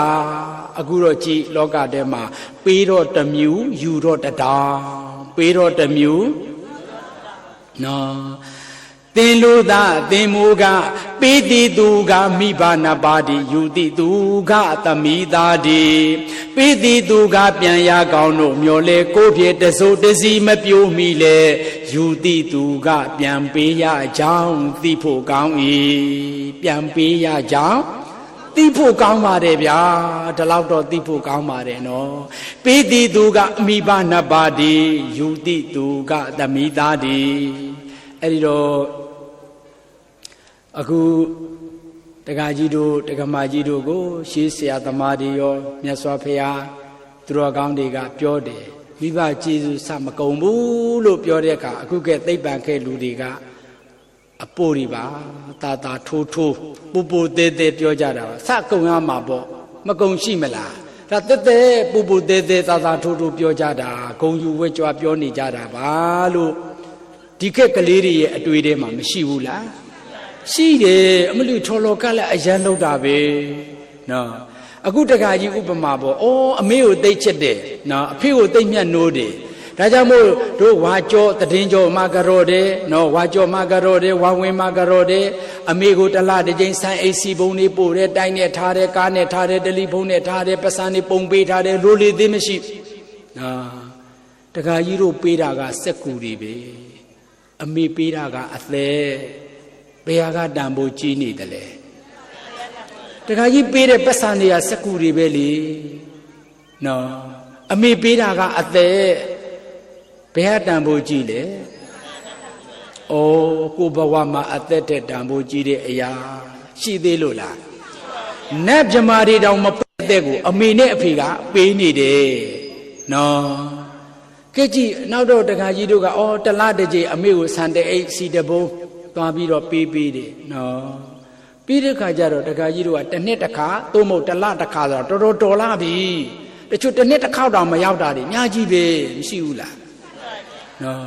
တစ်နှစ်တစ်ကြိမ်မပြောနဲ့အောင်တစ်လတစ်ကြိမ်မဆိုနဲ့အောင်နော်တရက်တစ်ခါတောင်မှနေတိုင်းပြုစုလုပ်ကျွေးရင်တောင်မှမကြည့်ဘူးကိုကမနေ့တစ်ခါညတစ်ခါဖြစ်မယ်ဟိုကစက္ကန့်တိုင်းမှာကျေစုပြုတယ်နော်တို့ကတစ်နှစ်တစ်လတစ်ရက်ဟိုကစက္ကန့်တိုင်းမှာကျေးဇူးပြုနေတယ်ဒါကြောင့်အမေကျေးဇူးအမေကိုကျေးဇူးတင်တယ်လို့မပြောရဘူးအဖေကိုကျေးဇူးတင်တယ်လို့မပြောရဘူးကျေးဇူးရှိပါတယ်လို့ပြောပါနော်ကျေးဇူးတင်တယ်ဆိုတာဆလိမီတောင်းတို့လည်းကျေးဇူးပဲဗျာမပြောဘူးလားအဲ့ဒီလိုပါဇာဖြာစကားမုန်းเสียကောင်းတယ်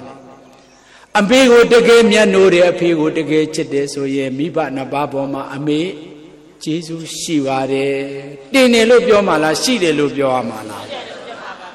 အဖေကျေးဇူးကိုတင်နေရမှာလားရှိတယ်လို့ပြောရမှာလားဒါကြောင့်ကျေးဇူးရှိပါတယ်မရှိတာပါလေနော်အဲ့ဒါကြောင့်အမေကအဖေကစက္ကန့်တိုင်းမှာပေးစနေတယ်ကျေးဇူးပြုနေတယ်နော်ကိုကတသက်တစ်ခါတစ်လတစ်ခါတ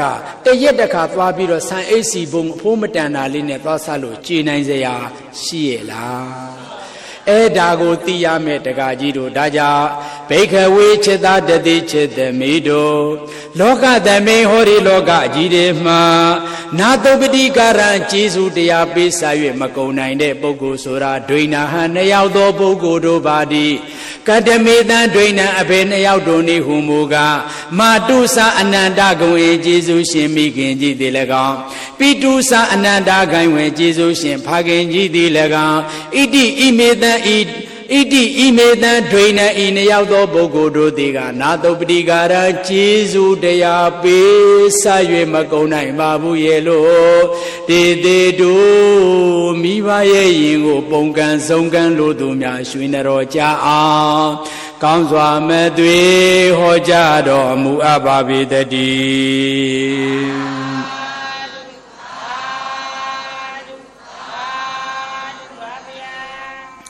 းဒါကြောင့်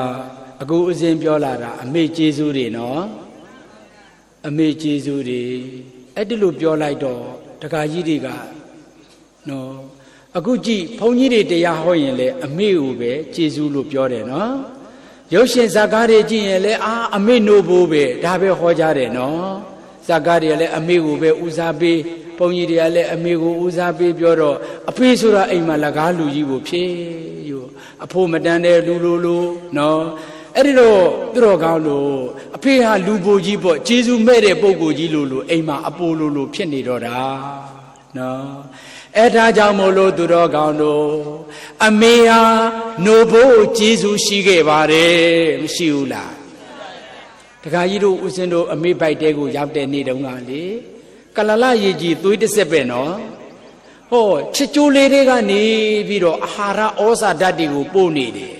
အဲ့ဒီချစ်ကြိုးလေးတွေကနေပြီးတော့ရိတ်ခါပို့နေတာအဖေချွေးစစ်တွေပါနော်အဖေလှုပ်စားတွေမဟုတ်ဘူးလား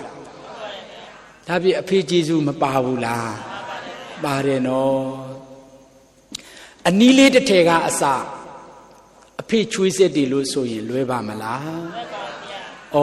ဒါကြောင့်မို့သူတော်ကောင်းတို့ဒီနေ့တက္ကကြီးတွေတက္ကမကြီးတွေနော်တက္ကမကြီးက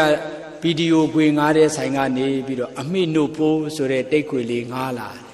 ညဥပိုင်းကျတော့ထမင်းစားပြီးမိသားစုတွေဝိုင်းစုဗီဒီယိုကြည့်တဲ့အခါကျတော့အမိကိုဂုံတင်အမိကိုအမော်တင်ပြီးတော့ပြောထားတော့အဖေမှစစ်မကြည့်နိုင်တော့ဘူး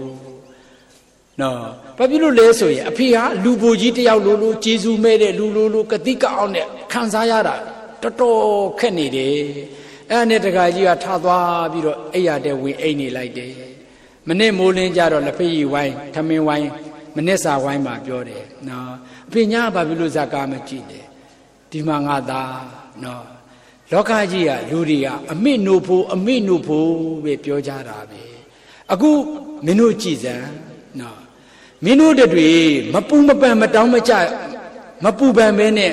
အခုစားနေရတဲ့ထမင်းတွေအားလုံးဟာအဖေချွေးဆက်တွေပါဘယ်သူချွေးဆက်တွေလဲချစ်ကြိုးလေးတွေကနေပြီးတော့ပို့ပေးခဲ့တာလဲအဖေချွေးဆက်တွေလောကတဲကိုရောက်လာတဲ့အခါမှာသားတွေသမီးတွေဇနီးမယားသမီးသားတွေကိုမပူမပန်ပဲနဲ့လေနော်စားနိုင်ဖို့ဝတ်နိုင်ဖို့နေနိုင်ဖို့ရန်အတွက်သူများချွေးဆက်တွေလားအဖေချွေးဆက်တွေလားအခုငါသမီးစားနေတာဖေဖေချွေးဆက်တယ်နော်ငါသမီးလေးရဲ့နေတိုင်းပညာသင်ယူနေခွဲကိုရတာငါသမီးလေးရဲ့ဘွဲရတတ်ပုံကြီးဟာဖေဖေရဲ့ချွေးကိုမှတ်တမ်းပြုတတ်တဲ့သင်္ကေတပါသားသမီးတွေရဲ့ဘွဲရတတ်ပုံကြီးတွေဟာလေအဖေချွေးစစ်ရဲ့သင်္ကေတကိုမှတ်ပုံတင်ထားတယ်ဆိုရင်လွဲပါမလားမလွဲဘူးပဲအဖေလှုပ်ကြွေးခဲ့တဲ့သားတွေကိုပညာသင်သမီးတွေကိုသင်ခဲ့တယ်ငါသားလေးအခုဝတ်ထားတဲ့အဝတ်တွေပစိုးတွေကိုအဖေချွေးစစ်ဆိုရင်လွဲပါမလား မလွဲနိုင်ဘူးပဲနော်အခုငါသားတို့နေတဲ့ဒီတိုက်အိမ်ကြီးဟာလေအဖေချွေးနဲ့ယဉ်ထားတာလေဘသူချွေးနဲ့လဲဒါဖြင့်သူတော်ကောင်းတို့ဥစဉ်တို့မှာအမေကျေးဇူးပဲလားအဖေကျေးဇူးမပါဘူးလားဒါကြောင့်အမေကျေးဇူးကိုပြောရင်အဖေကိုဥထိတ်မှာထားပါအဖေကိုဘယ်ပေါ်မှာထားရမှာလဲဥထိတ်မှာထားရမှာမယ်အဖေကိုအမေကိုချစ်တယ်လို့အဖေကိုလည်းမြတ်လို့ရမယ်နော်ဒါကြောင့်မပူမပန်ပဲနဲ့စာနေရဝန်နေရနော်ပညာသင်နေရတယ်နေနိုင်တဲ့ဒီတိုက်တေးနေနေနိုင်ကြတယ်ဆိုတာအဖေချွေးဆက်တွေပါဘသူချွေးဆက်တွေလဲအဖေချွေးဆက်တွေကျေးဇူးမရှိတာလားကျေးဇူးရှိနေတာလားအဲ့ဒါကိုတခါတည်းပြီးတော့အမေပဲကျေးဇူးရှိတယ်လို့ပြောလိုက်ရင်တစ်ဖက်ကိုစောင်းသွားမယ်နော်အဖေမပါရင်အရာရာမပြီးဘူးပြီးနိုင်ပါမလားဒါကြောင့်ဖခင်ကအမေတစ်မျိုးတည်းကိုဟောတာလားမိဘနှစ်ပါးကိုဟောခဲ့တာလားနာတုပတိကာရံကျေးဇူးတရားပေးဆက်၍မကုန်နိုင်တဲ့ပုဂ္ဂိုလ်ဆိုရဒွိနာဟံနှစ်ယောက်သောပုဂ္ဂိုလ်တို့ပါသည်တယောက်သေးလားနှစ်ယောက်တွဲလားဒွိနာဟံနှစ်ယောက်သောပုဂ္ဂိုလ်တို့ပါသည်ကတမေတံဒွိနံအပေနှစ်ယောက်တို့နေဟုမူကားမာတုစာအနန္တဂုံအေကျေးဇူးရှင်မိခင်ကြည်သည်၎င်းပိတုစာအနန္တဂိုင်ဝင်ကျေးဇူးရှင်ဖခင်ကြည်သည်၎င်းဣတိဣမေတံဒွိနံဤနှစ်ယောက်သောပုဂ္ဂိုလ်တို့သည်နာတုပတိကာရံကျေးဇူးတရားပေးစား၍မကုန်နိုင်ပါဘူးရေလို့ဩဝါဒတိကောင်းစွာမဲ့သွေဟောကြားတော်မူအပ်ပါပေတည်း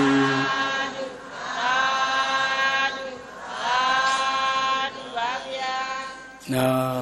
ဒီလိုဆိုရင်အမေမှာနှုတ်ဘိုးရှိခဲ့တယ်လို့အဖေချွေးဘိုးဒီကိုတို့မှာမရှိဘူးလားအဲ့ဒါလို့အမေလှုပ်တဲ့လူကပြောပြရမယ်နော်သားအခုသားစားနေတဲ့ထမင်းရလေနင့်အဖေရဲ့ချွေးဆက်တွေပါနော်သားဝတ်နေတဲ့အဝတ်ကနင့်အဖေရဲ့ချွေးဆက်တွေပါနော်အခုသားပညာသင်နေတဲ့စရိတ်စကပညာတွေအားလုံးကနင့်အဖေရဲ့ချွေးဆက်တွေပါနော်ငါသားလေးအခုနေတဲ့တိုက်ခန်းလေးကနင့်အဖေရဲ့ချွေးဆက်တွေပါနော်အမေနိုဘိုးကတစ်နှစ်ခွဲလောက်စိုးခဲ့တယ်နော်အဖေချွေးဆက်ကချစ်ကြိုးကနေပြီးတော့တစ်သက်လုံးပဲနောက်ဆုံးအိမ်တော်ကွဲရင်တောင်မှအမွေပေးလိုက်သေးတာအဖေချွေးဆက်ကတစ်သက်လုံးမဟုတ်ဘူးလားကြည်စံအမေချွေးဆက်ကိုတစ်နှစ်ခွဲလောက်စိုးတဲ့နိုဘိုးတောင်မှမကြည့်ဘူးကျေးဇူးကြည့်တယ်ဆိုရင်အဖေချွေးဆက်တစ်သက်လုံးပြောရင်လွယ်ပါမလားကုန်နိုင်စရာရှိရဲ့လားအဲ့ဒါကြောင့်မို့သူတော်ကောင်းတို့အဖေဆိုတဲ့ကျေးဇူးတရားတွေဟာအမေကပြောပြပေးရမယ်နော်အဖေကဖော်မပြောချင်ဘူးလေအမေလှုပ်တဲ့လူကသားကိုသမီးကိုအဲ့လိုပြောပြမှာမိကောင်းဖခင်မိကောင်းနော်အမေကကောင်းမှစိုးနေလို့မဟုတ်ဘူးသားသမီးကိုအဲ့ဒါလိုကောင်းကောင်းမော်မော်တော်တင်ပေးမှအဖကိုခင်တာအဖကိုချစ်တာအဖေကိုချစ်တာအမိကောင်းမှအဖကိုခင်သွားတာမိကောင်းဖခင်မိကောင်းဒါပြဒကမာကြီးတို့ပြောပြရမယ်နော်မဟုတ်ဆိုရင်အမေတယောက်တည်းကိုပုံဩသွားလိမ့်မယ်အဲ့ဒါလို့ဆိုရင်အဖေချေးစစ်တွေနဲ့နော်ဘဝနေရင်ကြရသူမို့ရင်ကွဲမတ်တာအဖေခံစားရလိမ့်မယ်မခံစားရဘူးလားနော်ဒါကြောင့်သူတော်ကောင်အပေါင်းတို့မိဘနှစ်ပါးကျေးဇူးကိုစမကုန်ရဲ့လားဦးဇင်းပြီးခဲ့တဲ့သင်္ကန်းစာနှစ်ချက်ရှိပြီနော်မိဘကျေးဇူးကစက္ကန့်တိုင်းမှာအသက်ကိုပေးနေတယ်နော်အသက်ရှိလို့ဘဝရှိတယ်ဒါကြောင့်ငါအသက်ငါဘဝငါရဲ့အရာရာဟာမိဘကျေးဇူးကြောင့်အရာရာဘသူကျေးဇူးကြောင့်ဒါတစ်ချက်နံပါတ်နဲ့စမကုန်ဘူးဆိုတာစက္ကန့်တိုင်းမှာကျေးဇူးပြုနေတယ်စကူတွေလားဆန်အိတ်စီပုံလားဆိုတော့ဒီလိုတန်ဖိုးမဲတာတွေအမေမပေးဘူးဘယ်လူဘယ်နဲ့ဘယ်ပြမမမပေးနိုင်တဲ့အသက်ကိုပေးတာအမေအသက်ကိုပေးနေတာမိဘပဲဒါကြောင့်မို့စမကုန်ဘူးတခါတလေပေးတာလားစက္ကန့်တိုင်းမှာပေးတာလားတခါကြီးအိပ်ပျော်နေအောင်နှလုံးခုန်နေတယ်နော်ဘသူသွေးပါလေအေးဒီလိုဆိုရင်တို့တသက်တာစပ်ပါတော့လဲမကုန်နိုင်ကုန်မမလားဦးဇင်းတို့အလောင်းတော်စင်ပြူတော်ဖြစ်စဉ်ဘဝတုန်းကဟိုးစံတော်ရဏတောင်ချီမှာမြင့်မြင့်မိခင်အိုဖြစ်တဲ့စင်အိုမကြီးကိုလှုပ်ကြွေးနေတာနော် ကောင်းပြီမော်ပြီဆိုတာကိုအမေစီကိုပို့ပြီးတော့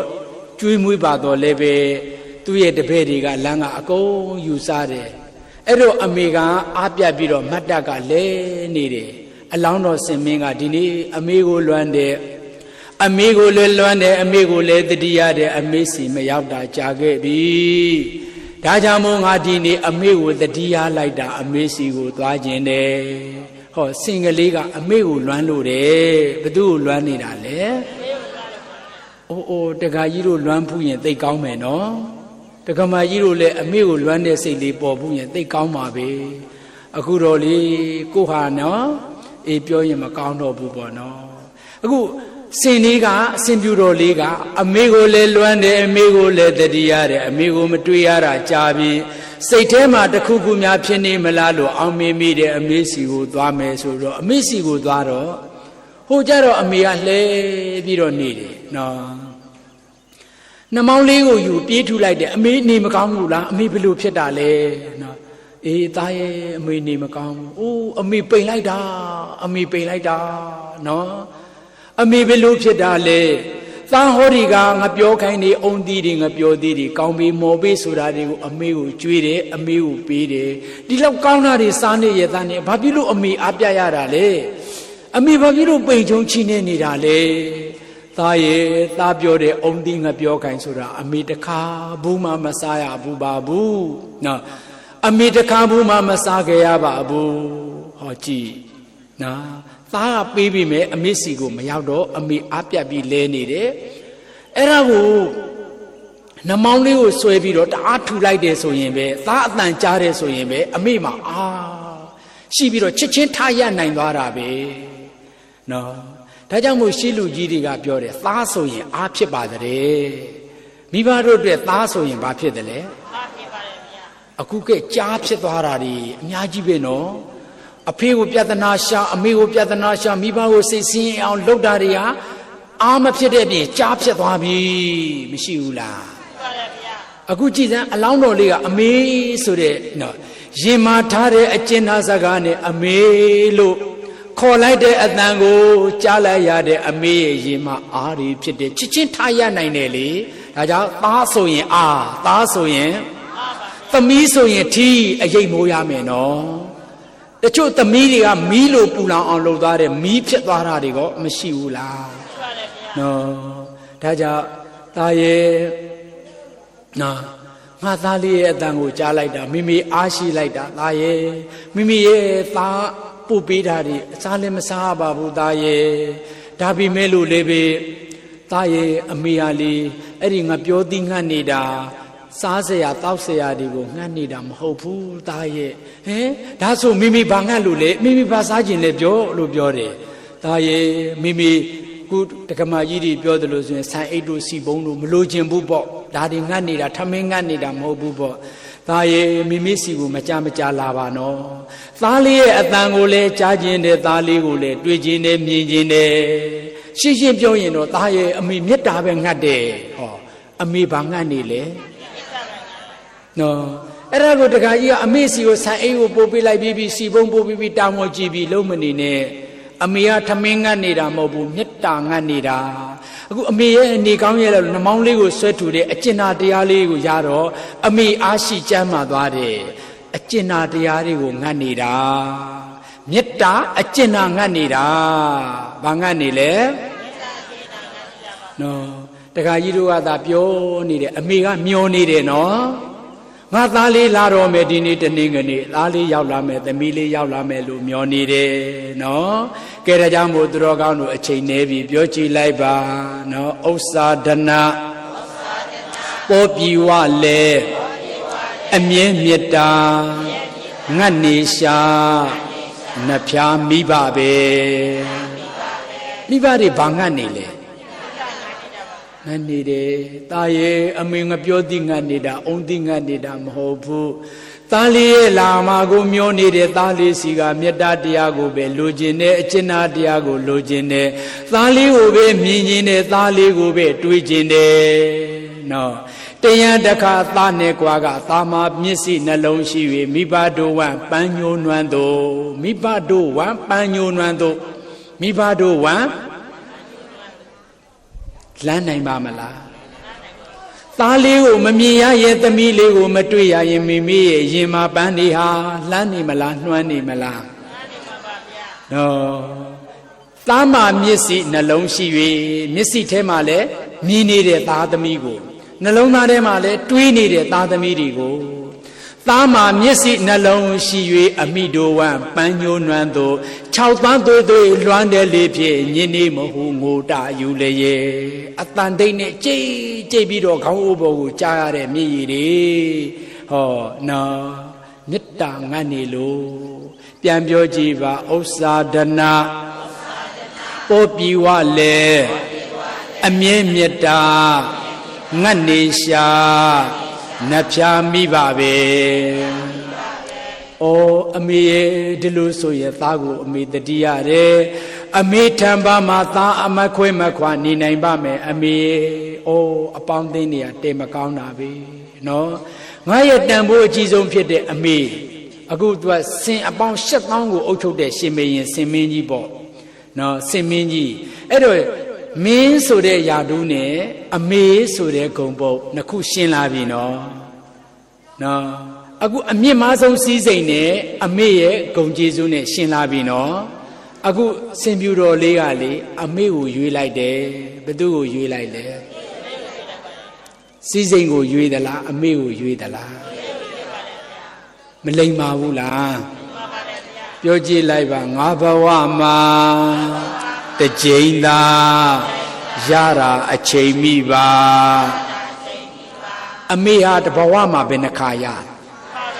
အဖေဟာတဘဝမှာဘယ်နှခါရပစ္စည်းကြိုက်သလောက်ရှာသလောက်ရတယ်မိမတွေးနိုင်ရင်10ယောက်ယူလဲရတယ်အမေ10ယောက်လိုချင်လို့ရမလား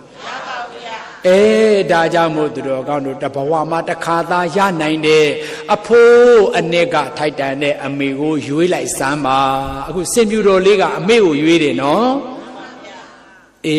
တခါကြီးတို့ကအပေါင်းအသင်းတငယ်ချင်းပြောမနေနဲ့အမေဆိုရင်တန်ဖိုးကိုမထားရကောင်းမှမသိဘူးနော်အိုးချမ်းပဲလို့ပြစ်ထားလိုက်ကြတာပဲတန်ဖိုးနေတယ်ပေါ့လေဒါပေမဲ့အမေသေးရင်အစားထိုးစရာမရှိဘူးနော်အမေကိုအစားထိုးစရာရှိလားမရှိဘူးဒါကြောင့်မို့တဘဝမှာတစ်ခါသာရတတ်တဲ့အမေကိုရွေးတယ်အမေရဲ့နော်တူတူပြောရအောင်အဲ့ဒါနဲ့ပဲညတကောင်ရအချိန်မှလေးခြေတံမကြောက်အမေကိုနှမောင်းကဆွဲပြီးတော့သူ့ရဲ့စီးစိမ်နေနဲ့အကုန်လုံးကိုစော့လော်ပြီးတော့ဟိုးစံနရဏတောင်ချီကကြောက်ကူကြီးထဲမှာနော်အမေကိုကြာရိုးကြာဆွဲတွေရှားပြီးတော့ကောင်းကောင်းပြုစုလှုပ်ကြွေးနေတဲ့သားအမိတိတ်ချစ်ကြပါတယ်အရှိတရားနဲ့ပြည်စုံတာမဟုတ်ဘူးမေတ္တာတရားနဲ့ပြီးဝနေတာဘာရှိလို့ပြီးဝနေတာလဲနော်သားအမိပတ္တမြမရှိစိတ်မရှိလဲမမိန်ပြီးမေတ္တာတကူကြောင့်ရိုးဤ၍မသွားသားအမိအချင်းချင်းထဲမှာအပြန်အလှန်မေတ္တာအကျဉ်းတရားတွေနဲ့ဘယ်စည်းစိမ်နဲ့မှမလဲနိုင်ဘူးတဲ့လဲနိုင်ပါမလားနော်အမေစီကအကျဉ်းတရားကိုရမယ်ဆိုရင်တခါကြီးတို့ဘယ်အရသာနဲ့မှမတူဒါကြောင့်မို့ဗျာသားအမိချစ်ခင်ငယ်ပြုစုစောက်ရှောက်နေတော့မုတ်ဆိုးတယောက်ရောက်လာပြီးတော့လေမျက်စိလဲပြီးတော့ငိုနေတော့ဆင်ပြူတော်လေးကလမ်းမလို့လာကြောပေါ်တင်ပြီးတော့မြို့ကိုပြန်ပို့တယ်ပြန်ပို့တော့မုတ်ဆိုးကလမ်းကိုမှတ်တယ်တိုင်းပြည်ရောက်တော့စင်မရင်ကိုသွားတော်ဦးတင်တယ်လေဆုတော်လက်တော်ရဆင်ပြူတော်ရှိပါတယ်ဆိုပြီးတော့သွားတော်ဦးတင်တော့ဆင်ဆရာကိုခေါ်ပြီးတော့ဆင်ပြူတော်ကိုလာဖမ်းတယ်သူဟာလေမှုံမှုံညင်းညက်ခြေပြစ်နိုင်စွမ်းရှိပြီမဲ့ကိုจิตတရားပြစ်ပြမှာဆိုလို့အဖမ်းခံပါတယ်တဲ့အလောင်းတော်ဆင်ပြူတော်လေးကကဲဒီလိုနဲ့ပဲဆန်းသွားတဲ့အခါကျတော့ဆင်ပြူတော်ကြီးဟာလေမြို့ဘရက်နန်းတော်ကြီးတဲကိုရောက်မသွားဘူးလားကြောက်ကူကြီးထဲမှာအမေနော်သားနဲ့အမေနဲ့ဥနုသားကွဲကွာပြီးတော့သွားခဲ့ကြရတယ်နော်အဲ့ဒါလို့ဆိုရင်သူတို့မိသားစုအချင်းချင်းပြိုကွဲသွားပြီဆိုတဲ့အခါမှာအမေလုပ်တဲ့လူကရွှေမရှိခြင်းနေတိုက်မရှိကားမရှိရင်နေသားသမီးရှိရင်အမေရင်မှာပြည့်စုံတယ်နော်သားသမီးမရှိရင်တော့အသက်နှလုံးမရှိသလိုဒါမိဘဖြစ်ဘူးမှသိမယ်နော် ပုဒ္ဒနာသာသမီဆိုသည်ကမာတာပိတုနံမိဘတို့ရဲ့ဟတရင်စအသေးနှလုံးပါသည်သာသမီဆိုတာမိဘရဲ့အသေးနှလုံးပဲတဲ့ဒါကြောင့်လေအသေးတမျှချစ်ရပါတယ်သားရဲ့လို့အမေမပြောဘူးလားမိဘတို့ရဲ့အသေးနှလုံးဆိုတာသူများလားသာသမီလားအဲ့ဒီတော့မြင့်မမြင့်စင်အိုမာကြီးကသားရဲ့မိမိလိုဒုက္ခိတဘဝကိုလုံကျွေးရတာပြမှန်းလို့သားရဲ့အမေကိုခွဲသွားပြီလားအမေကိုစော်သွားပြီလားဩသူငါ့ကိုစော်သွားပြီနဲ့တူပါတယ်လို့သားနဲ့ခွဲရတဲ့အခါမှာအသက်တမျှချစ်ရတဲ့သားသမီးမရှိတော့အသက်မရှိတယ်လို့အမေမှာခံစားရပါတယ်သားသမီးခွဲလိုက်ရတဲ့အချိန်မှာအသက်နှလုံးမရှိတယ်လို့ခံစားရတယ်ဆိုတာသူများရဲ့စိတ်လားအမေစိတ်ပဲလားအမေစိတ်ထဲမှာနော်အိုးစင်မြူတော်လေးကလည်းဟိုးရွှေအိမ်နှန်းနဲ့ရွှေကြံငန်းနဲ့ရွှေဗိမာန်ကြီးထဲမှာထားတယ်နော်အိုးတခါတည်းပြီးကောင်းမေ့မော်ပေးဆိုတဲ့အစားအစာတွေကိုကျွေးပြီမဲ့နော်အရှင်မင်းမြတ်တဲ့ကျွန်တော်မျိုးဟာအမေကလွယ်လို့နော်ဟောဒီရွှေနဲ့ရွှေကျင်ငန်းကိုလည်းကျွန်တော်မျိုးမမြတ်နိုးပါကျွန်တော်မျိုးအမြတ်နိုးရဆုံးသူကအမေပါဟောရွှေနှန်းကြီးရွှေအိမ်ရွှေနှန်းကိုမြတ်နိုးတာလားအမေကိုမြတ်နိုးတာလားဒါဆိုရင်ဥစဉ်တို့ပြိတ္တကြီးကအမေကိုအိမ်ပေါ်လို့မဆက်ဆံနဲ့နော်မြတ်နိုးဖျားတဆူဂူတလုံးလို့ကိုးကွယ်ပါနော်အလူကံပုဂ္ဂိုလ်တို့လက်ဦးတဲ့မြတ်ဆရာထက်ကောင်းခင်မြမမျိုးတိုးလို့မှတ်ပါထိုသူဟာဘေးမှာရှင်ညာတခြားအမောင်းမရှာနဲ့နောင်အခါပူဇော်ရမယ်မိဘနှစ်ပါးအိမ်ဥခမ်းမှာပူဇော်ထိုက်တဲ့ပုဂ္ဂိုလ်နှစ်ဦးထူးနှစ်ပွားရှိတယ်အဲ့ဒီပုဂ္ဂိုလ်ထူးနှစ်ယောက်ကအမေနဲ့အဖေနော်ဒါဖြင့်သူတော်ကောင်းတို့ဦးစင်းတို့ကိုးကွယ်ကြရမယ်အိမ်ဦးနတ်ဆိုတာမိဘနှစ်ပါးအိမ်ဦးနတ်ဆိုတာဟိုအရက်ပလင်းနေဟိုဓာကြီးတွေမှာဘာကြီးတွေလည်းမသိပါဘူးဟိုဘဲဦးနှလုံးကင်တဲ့ဒကမာကြီးကိုးကွယ်တဲ့လူကကိုးကွယ်လို့အရက်ပလင်းကိုကိုးကွယ်တဲ့လူကကိုးကွယ်လို့နော်ဒကာကြီးတို့ကိုးကွယ်ရမယ်ဒကမာကြီးတို့ကိုးကွယ်ရမယ်အိမ်ဦးနတ်ဆိုတာသဘောပေါက်ရဲ့လားအဲ့ဒါအိမ်ဦးနဲ့ဆိုတာမိဘကိုပြောတာကိုခုမိဘမှမသိပဲနဲ့ကြည်စားဟိုအရက်တောက်တဲ့လူကြီးကိုကိုးကွယ်တဲ့လူကကိုးကွယ်လို့မှန်နေတာလားလွှဲနေပြီလားနော်ပုပ္ပဒေဝတာဝိသုဒ္ဓိနနော်ဒီအိမ်ဦးနဲ့ဆိုတဲ့ပုဂ္ဂိုလ်ဟာမိဘနှစ်ပါးလို့ဖျားဟောခဲ့တယ်တခါကြီးတို့ကဟိုအရက်တောက်တဲ့ဘဲဥစားတဲ့မိန်းမတွေကိုသွားကိုးကွယ်နေတယ်နော်ကဲဒီလိုဆိုရင်ဥစဉ်ရဲ့ပြိတ္တကြီးတရားပြန်ရင်ဟိုအရက်ပလေးတွေကိုကိုးကွယ်ရမှာလားမိဘနှစ်ပါးကိုကိုးကွယ်ရမှာလားအလူကံပုဂ္ဂိုလ်ထူလက်ဦးတဲ့မြတ်ဆရာထက်ကောင်းခင်မြမမျိုးဟိုတိုးလိုမှတ်ပါထိုသူဟာဘေးမှာရှိညာတခြားအမောင်းမရှာနဲ့မောင်းအခါပူဇော်ရမယ်မိဘနှစ်ပါးကိုးကွယ်ရမယ်အိမ်ဦးနတ်ဆိုတာဘာနှစ်ပါးပါလဲနော်အဲ့ဒါကိုမသိရင်တော့အရက်ပလင်းကြီးကိုဟိုဗာလဲအဝတ်စအနီလေးဖြူလေးကခြိလိုက်သေးတယ်တော်တော်အသုံးမကျတဲ့လူတွေပဲဟိုဦးစင်းတက္ကမကြီးအမလေးဟိုအုံသီးကြီးကိုရက်ခတ်တယ်အုံသီးကကိုးကွယ်เสียရလားအုံသီးကမုံလို့စားရတဲ့ဟာလေအဲ့ဒါကိုရက်ခတ်ပြီးမလေးချဲခဏန်းလေးပေးပါအောင်လို့တောင်းတယ်အုံသီးကပေးမလားအုံသီးကအုံသီးပေါ့ဗျာမုံလို့စားပေါ့အခုအတိုင်မှာဆိုင်းနဲ့ချိတ်ပြီးတော့ရက်လေးခတ်သေးတယ်အမလီနော်ကြည်အုံဒီကိုးကွယ်တဲ့လူကကိုးကွယ်လို့ဖះပြောတာကအိမ်ဦးနတ်ဆိုတာမိဘသဘောပေါက်ရဲ့လားအေးဒါကြောင့်မို့မိဘနှစ်ပါးကိုမြတ်နိုးပါအခုအရှင်မင်းမြတ်ကျွန်တော်ရဲ့ဘဝမှာရှုအင်းရှုနဲ့ရှုခြင်းငန်းကိုမမြတ်နိုးပါအမေကိုပဲမြတ်နိုးပါတယ်ဘသူကိုမြတ်နိုးလဲနော်အမေကလွဲရင်ကျွန်တော်မျိုးဘာကိုမှအလိုမရှိပါအိုးအစင်ပြူတော်လေးရဲ့တိုင်းပြည်ရေးရာအလုပ်တွေကများတယ်စားအားရှိအောင်စားမစားပဲမနေနဲ့ဩအရှင်မင်းကြီးရဲ့ပြောရပါတယ်ပြောတတ်ပါတယ်အရှင်မင်းကြီးမှာအမေရှိမယ်ဆိုရင်အရှင်မင်းကြီးရဲ့အမေကငတ်နေမယ်အရှင်မင်းကြီးဘယ်လိုပါဇာနိုးနဲ့မျိုးကြမလဲနော် ဟိုစံတော်ရဏတောင်ချီမှာမြင့်မြင့်ကျွန်ုပ်ရဲ့မိခင်ဦးကြီးဟာစားစရာမရှိတောက်စရာမရှိအတိဒုက္ခတွေရောက်နေမယ်အမေမစားရဘဲနဲ့အမေငတ်ပြတ်နေတာကိုသိနေတဲ့ကျွန်တော်ဟာကျွန်တော်ရဲ့ရင်ထဲကိုဘယ်လိုပါဇက်မျိုးနဲ့ဘယ်လိုအစားအစာတွေကိုကျွန်တော်မျိုးချလို့ကြမလဲအမေမစားရတဲ့ရေးကျွန်တော်လည်းမမျိုးကြပါမစားနိုင်ပါအမေငတ်နေမဲ့အမေမစားရဘဲနဲ့ကျွန်တော်မစားနိုင်ဘူးတဲ့ကြည်တခါကြီးတို့ကတော့ဟိုတယ်မှာသွားလိုက်မိုတယ်မှာသွားလိုက်အိမ်ကအမေကတော့ဘာစားရမှန်းတစ်ခါမှမစင်စားဘူးအခုစင်လေးကတရိတ်ဆန်လေးနော်အမေမစားရရင်ကျွန်တော်မျိုးမကြဘူးဟာဦးစင်းတခါကြီးကတော့ဂလို့နဲ့မျိုးချနေတာလေမျိုးကြတယ်နော်အေးအခုတော့တရိတ်ဆန်တကောင်တောင်မှဒီအသိရှိသေးရဲ့တခါကြီးတို့တက္ကမကြီးတို့ဦးစင်းတို့အမေပေါ်မှာအဖေပေါ်မှာမသိသက်ဘူးလားသိသက်ပါတယ်နော်အဲ့ဒါကြောင့်စင်မျိုးတော်လေးကပြောပါတယ်ကျွန်တော်အမေကလွဲရင်ဖွေးနေဆက်ခွဲပါပဲလို့မပြောဘူးလားဩအဲ့ဒါကြောင့်မို့ရှင်ဘုရင်မင်းမြတ်ကြီးကလည်းဩမိဘကိုလှုပ်ကြွေးသူဆိုပါလားအဲ့ဒီတော့ကြောင့်မို့ရှင်မင်းကြီးကလေးစားတယ်မျက်နှိုးတယ်တန်ဖိုးထားတယ်ကြည်ညိုတယ်တိုင်းသူပြည်သားတွေကလည်းမျက်နှိုးတယ်ကြည်ပြူတယ်ဒါကြောင့်မို့တခါတည်းပြီးအဆောင်ရောင်တွေနဲ့တကွာဟိုးအမေစီကိုအရောက်ပြန်ပို့တယ်လေနော်မလေးစားလို့လားလေးစားလို့လားသူများကျေးဇူးကြောက်လားမိဘကျေးဇူးကြောက်လားနော်တခါကြီးတို့လည်းအမလေးမိဘကိုကျွရင်ကုံတယ်ခန်းတယ်မထင်နဲ့နော်လက်ငင်းအကျိုး10မျိုးကိုရမယ်ဘယ်တော့မှအစာမရှားဘူးကဲအချိန်မရှိလို့ဆိုကြည့်အစာမရှားလေးစားပူဇာယံမာကင်းပြီးချစ်မြစ်သူများတက်တယ်သွားနေဂုံတီကျော်စော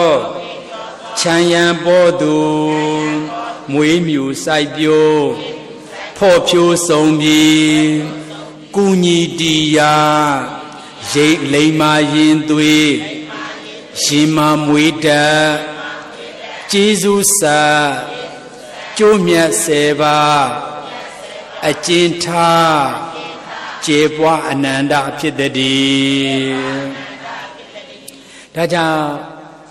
အမေကိုကျွေးရင်အကျိုး10မျိုးကိုလင်ငင်းရပါတဲ့နော်ဒါကြောင့်မို့သူတော်ကောင်းတို့မိဘကိုတက်စွမ်းတဲ့၍ကျေးဇူးဆက်ပါနော်။ဘာဆက်ရမှာပါလဲ။အခုစင်ပြိုတော်လေးကအမေမရှိလဲရင်လားရွှေအတိစင်စီအောင်တော်အမြင်မအသင်သာစမ်းပေးလေနန်းတော်ကြီးအယုတ်ရွှေနန်းတော်ကြီးကအယုတ်ပဲရွှေနန်းတော်ကြီးကဘာလဲအမေမရှိလဲရင်လားရွှေအတိစင်စီအောင်တော်အမြင်မအသွင်သာစမ်းပေးလေနန်းတော်ကြီးအယုတ်အရာရာအယုတ်တွေနော်တခါကြီးတို့ဦးစင်ငယ်ကလေးကအမေမရှိတော့အမေကိုလိုက်ပြီးတော့ရှာတယ်နော်အမေလိုပုဂ္ဂိုလ်တရားများရမလားလို့နော်ဒါပေမဲ့ကိုယ့်ရဲ့ကိုယ်ပန်ဝတ်ကျင်နေကိုအားကိုးနေတာတွေကအကုန်လုံးကစက်ရုပ်တွေဟိုဥတိဘွားရုပ်ကလေးဘိုက်ကိုလက်ညှိုးနဲ့သွားထိုးရင်တဟာကြီးတာတွေ့ဘူးတယ်မလားစက်ရုပ်ဘာရုပ်ပါလဲအေးကိုပတ်ဝန်းကျင်ကမိတ်ဆွေဆိုတာစက်ရုပ်တွေပါစက်ရုပ်ခလုံးနှိတ်ကပြုံးဒီအကြီးဒီအပြုံးနှလုံးသားရှိလို့လားမရှိဘူးဒါကြောင့်နော်ဘယ်သူကဘလောက်ချစ်တယ်လို့ပဲပြောအမေလောက်မချစ်ဘူးဆိုတာယုံလိုက်ဘယ်သူလောက်မချစ်ဘူးဆိုတာကိုအေးယုံလိုက်ပါနော်စက်ရုပ်တွေပါအမေစက်ရုပ်ခလုံးနှိတ်ကပြုံးခလုံးနေရင်ပြုံးတယ်လေနော်ຫນွေအရောက်ရေတပေါင်းနဲ့အမေတယောက်ရဲ့မေတ္တာမျိုးကိုတော့ရနိုင်လားရနိုင်ပါဘူးဗျာတခါကြီးမှအမေမရှိရင်အမေရဲ့မေတ္တာရမလားရပါဘူးဗျာသိန်း1000ပေးမယ်ရမလားရပါဘူးမရဘူးစက်ရုပ်တွေကတော့ပေါ်တယ်နော်အမေရဲ့အကျဉ်းသာအပြုံးလေးမျိုးမရှိဘူးပတ်ဝန်းကျင်ဆိုတာစက်ရုပ်ခလုံးနှိတ်ကပြုံးနေတယ်သူ့အည်သူ့အပြုံးနှလုံးသားရှိလားစေရုပ်ခလုံးနေကပြောຫນွေအရောက်ရေတပေါင်းနဲ့အမေတယောက်ရဲ့မေတ္တာမျိုးကိုတော့အမေသားရှာခဲ့ပါပြီရှားပုံတော့ခရီးမောခဲ့ပါပြီနောက်ထပ်အမေရအောင်မလား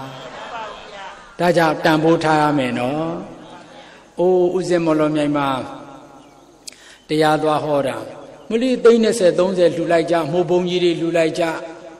ဥစဉ်မုံဘုံကြီးကိုကြည်မျက်ရည်တွေကြားအမေရှိရင်ဒီမိဘုံကြီးအမေကိုကြွေးခြင်းနဲ့အမေရဲ့နော်အခုကြွေးခြင်းနဲ့ကြွေးလို့ရသေးလားမရပါဘူးဗျာပဇံတုံကြီးခေါင်းအောက်ထိုးထည့်ပြီးအိတ်တယ်အုံနောင်လွယ်သလားပဲအမေရှိရင်ရွှေချလိုက်ခြင်းပါတဲ့အမေအခုတော့ဒီစက်ကူတွေဟောအမေမရှိတော့ဒီစက်ကူတွေပဲနော်ဒါကြောင့်ပေးခြင်းနဲ့အမေပေးလို့ရသေးလားအမေသားကိုဘယ်လောက်ချစ်လဲသမီးကိုဘယ်လောက်ချစ်လဲလို့မေးခြင်းနဲ့မေးလို့ရအောင်မလားကဲပြောကြည့်ကြွေးခြင်းတာလဲကြွေး၍မရပေးခြင်းတာလဲပေး၍မရမေးခြင်းတာလဲမေး၍မရရနိုင်သူများတတိထားဖို့ရှိထားအမေမျက်နှိုးစီဖို့ရှိထားအဖေမျက်နှိုးစီဖို့အမေကိုအစားထိုးလို့မရတော့ဘူးရသေးလားသင်္ဃာဆရာတော်ပြောသလိုပေါ့အရက်သမားအရက်တောက်ပြီးတော့ပလင်းခြုံထဲပြစ်သွင်းခဲ့တယ်နောက်နေ့အရက်တောက်ဆရာပတ်စံမရှိတော့အဲ့ပလင်းပြန်ကောက်ပြီးတော့ရေထည့်တယ်ပလင်းကိုခါရမ်းပြီးတော့အနက်ကလေးနဲ့ခွက်ကလေးနဲ့မူရတယ်ဘာလေးနဲ့မူရလဲဥစဉ်တို့လိုအမေမရှိအဖေမရှိတဲ့ဘဝဆိုးကိုရောက်တဲ့တနေ့ကြမှာခွက်ကန်းနဲ့မူရတဲ့တနေ့ကြမှာသူများအမေတွေခေါ်နေတဲ့အချိန်မှာကိုခေါ်ခြင်းနဲ့အဲ့ဒီခါကျမှတရားနောင်တနောင်ကြသွားပြီခွက်ကန်းနဲ့မူရတဲ့တနေ့ဆိုရင်နောက်ကြပြီနော်ဒါကြောင့်မို့ရနိုင်တုံးယူထားကြဝါအောင်ချဲမိဘကိုဘယ်လိုလဲဝါအောင်ချဲနော်အဲ့ဒီလိုပဲအာရပါရပြောချင်ပါတယ်ဒါကြောင့်သူတော်ကောင်းပေါင်းတို့နော်ဥစဉ်တို့လိုဘဝဆိုးတွေကိုရောက်ကြတဲ့အခါကျမှအမေမေတ္တာအမေအကျဉ်းနာကိုဟိုတခါကြီးသချင်းဆိုရင်ဥစဉ်အမြဲငိုရတယ်ဘာလို့လဲဟိုအဖေမေဆိုလဲခေါ်စရာကိုမရှိတဲ့ဝမ်းနေမိတဲ့ရင်နာမိတဲ့အဲ့သချင်းကြားရရင်ကျုပ်ဘယ်ကမျက်ရည်ကျမသိဘူးနော်အေးတက္ကမကြီးရှိတယ်ပေါ့နော်ရီမာပေါ့လေကို့မှာအမာရောမရှိရင်သူများရဲ့ဒဏ်ရာကိုကိုချင်းစာတတ်မယ်မထင်ဘူးလေနော်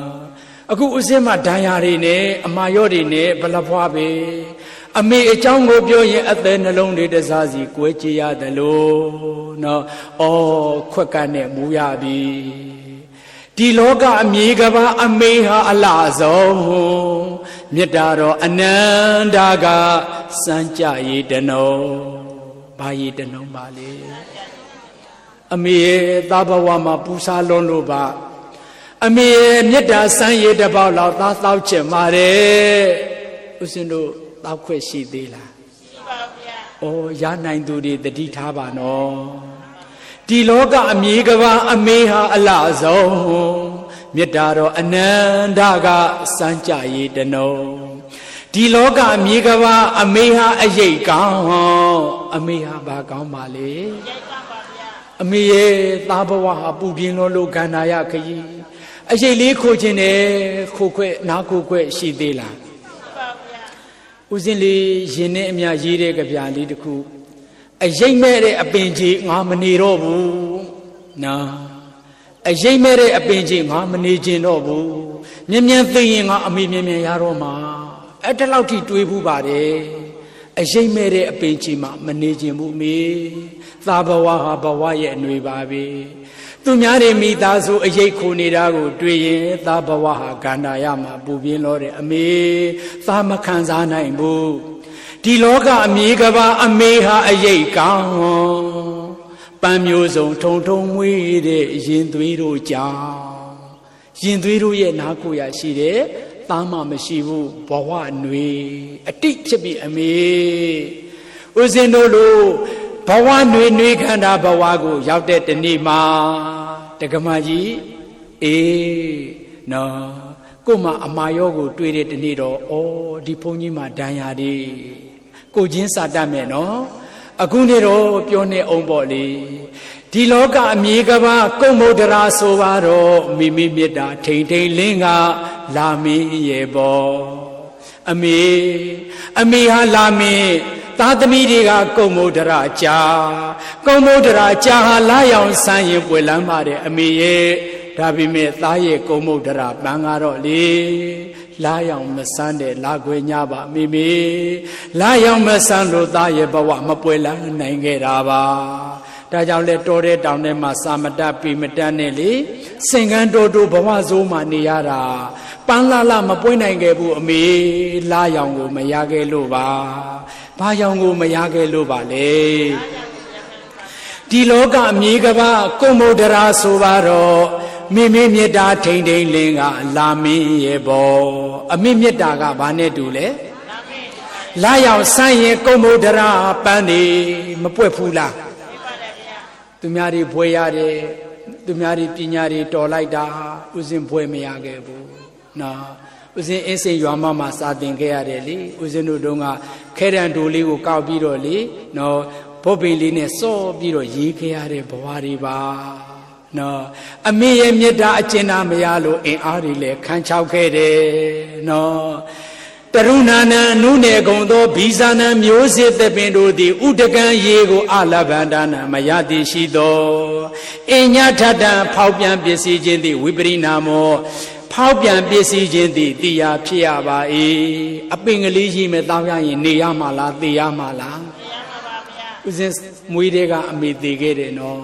ဆယ်နှစ်သားအဖေသေးခဲ့တယ်ဒီလိုဆိုရင်ရေမတောက်ရတဲ့သက်ပင်အောင်မှသေသေးတယ်ဆိုရင်အမေရဲ့မေတ္တာစံရည်တွေမတောက်သုံးခဲ့ရတဲ့သားရဲ့ဘဝမှာအသက်ရှင်နေပြီမဲ့ဘဝသေခဲ့ပါပြီအသက်ရှင်သူပြီမဲ့ဘဝဘာဖြစ်သွားလဲမေတ္တာမရလို့ပါဘာမရလို့လဲသူတော်ကောင်းတို့မှရရင်ယူထားကြရရင်ရနိုင်တော့ယူထားနော်အခုနေမိဘကိုဝါအောင်ချစ်နော်အေးသေကမှမြည်ရင်မကြပါနဲ့သေကမှအခုလိုအမားနောင်တာတွေနဲ့တရားအမောင်ကြားရတဲ့ဘဝဆိုးကိုရောက်တဲ့တနေ့ကျမှအသက်ရှင်လည်းရဲ့ဘဝသေးသူဖြစ်ခဲ့ရတဲ့ဘဝကိုရောက်ကမှအမေကိုလိုချင်တယ်အမေကိုပေးပါအမေရချင်တယ်အမေကိုရမယ်ဆိုရင်ဘယ်လိုပဲပေးစားရလိုချင်တယ်ဆိုပြီးမယ်ရအောင်မလားနော်အမေဆုံးပြီးတဲ့တယ်လီဖုန်းတန်လာတော့စာတင်ကိုကြပြကြရရပါလို့အလောင်းစင်မိခင်မျက်စိသို့ဦးချလို့ရောက်ခဲ့ပါမကြသေးမီက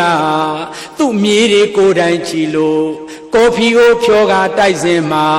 မူးမေကအမေလဲသည်ဟုကြည်ကွယ်ဖွယ်ဒီစကားကိုလာဖခင်အိုမြင့်ရင်များရဲ့နဲ့ပြောကြခဲ့ရာ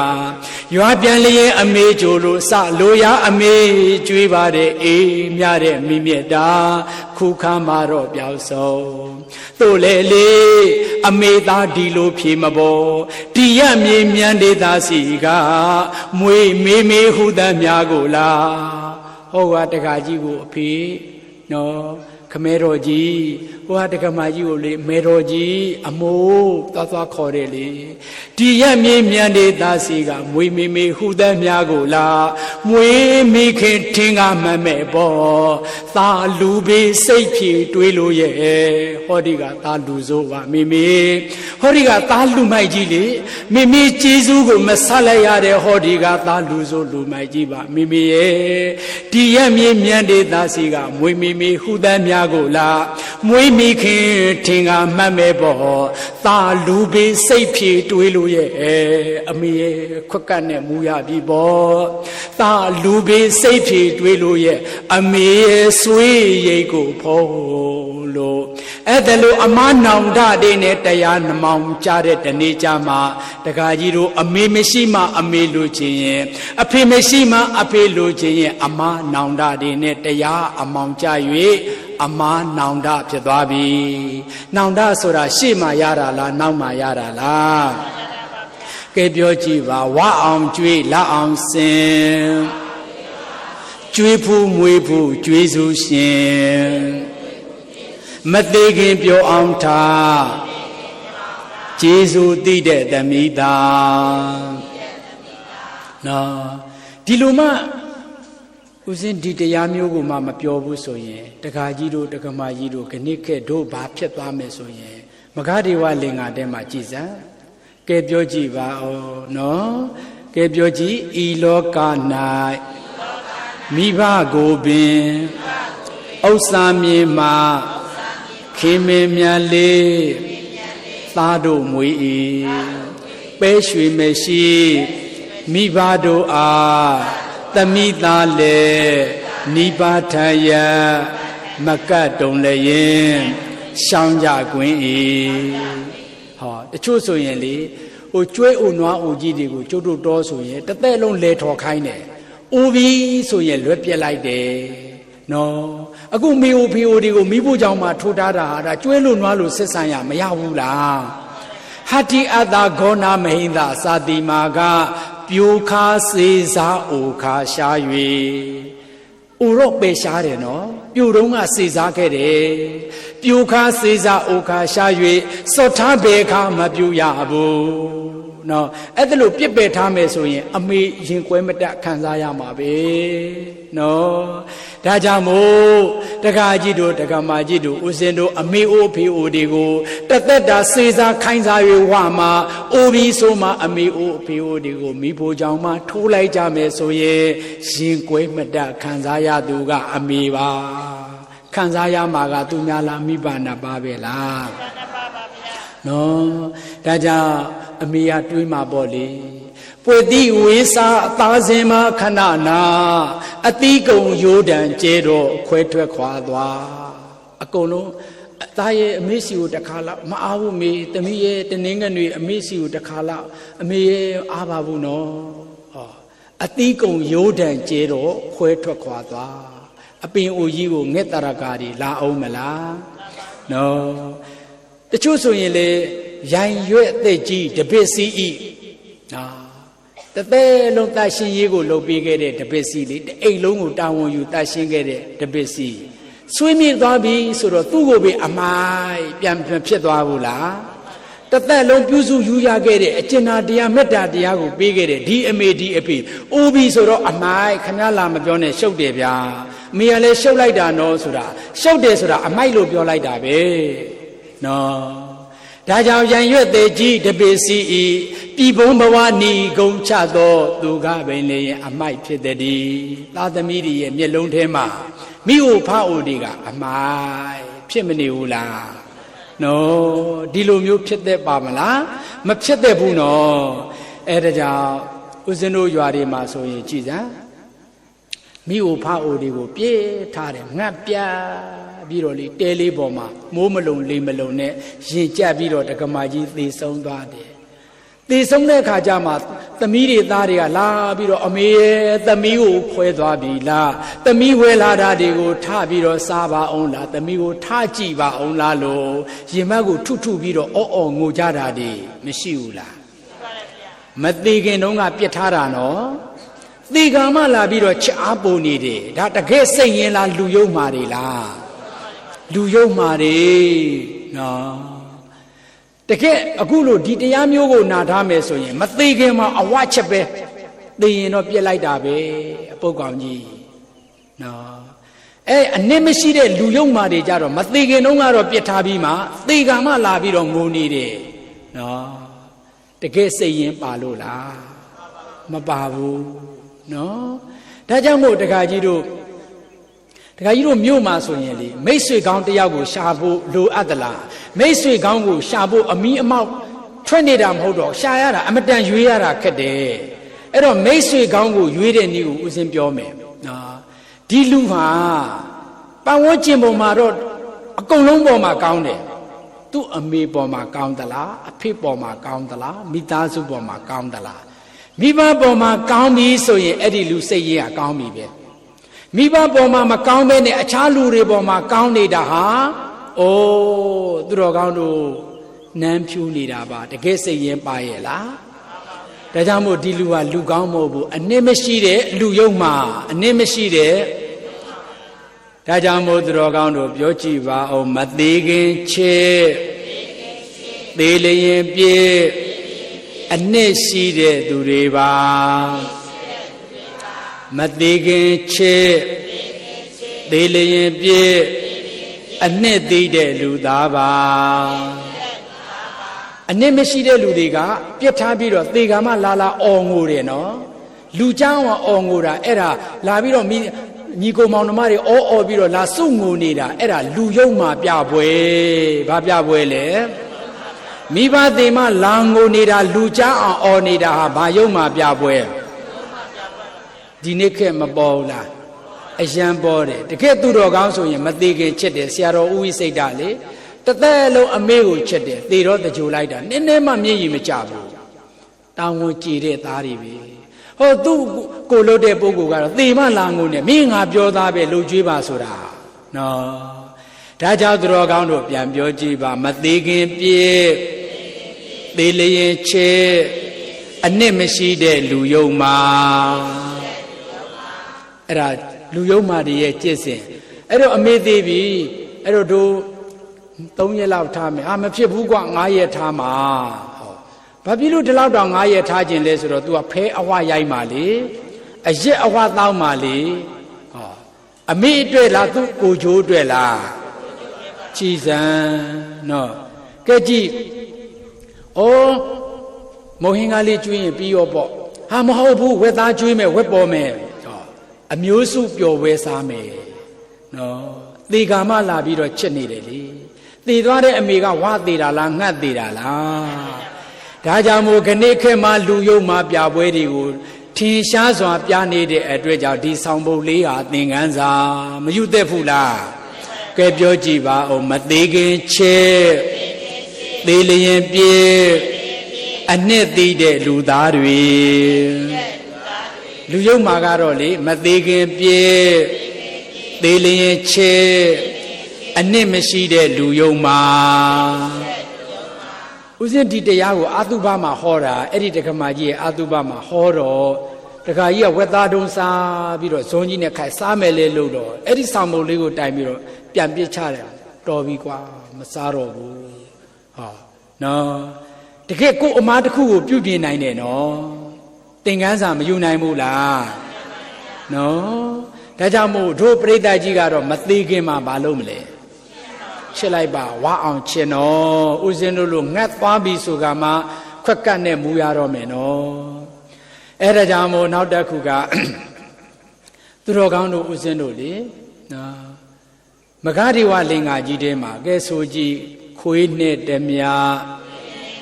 ထိုပါလတို့မိဘနှစ်ပါးကြီးမားကုန်အင်း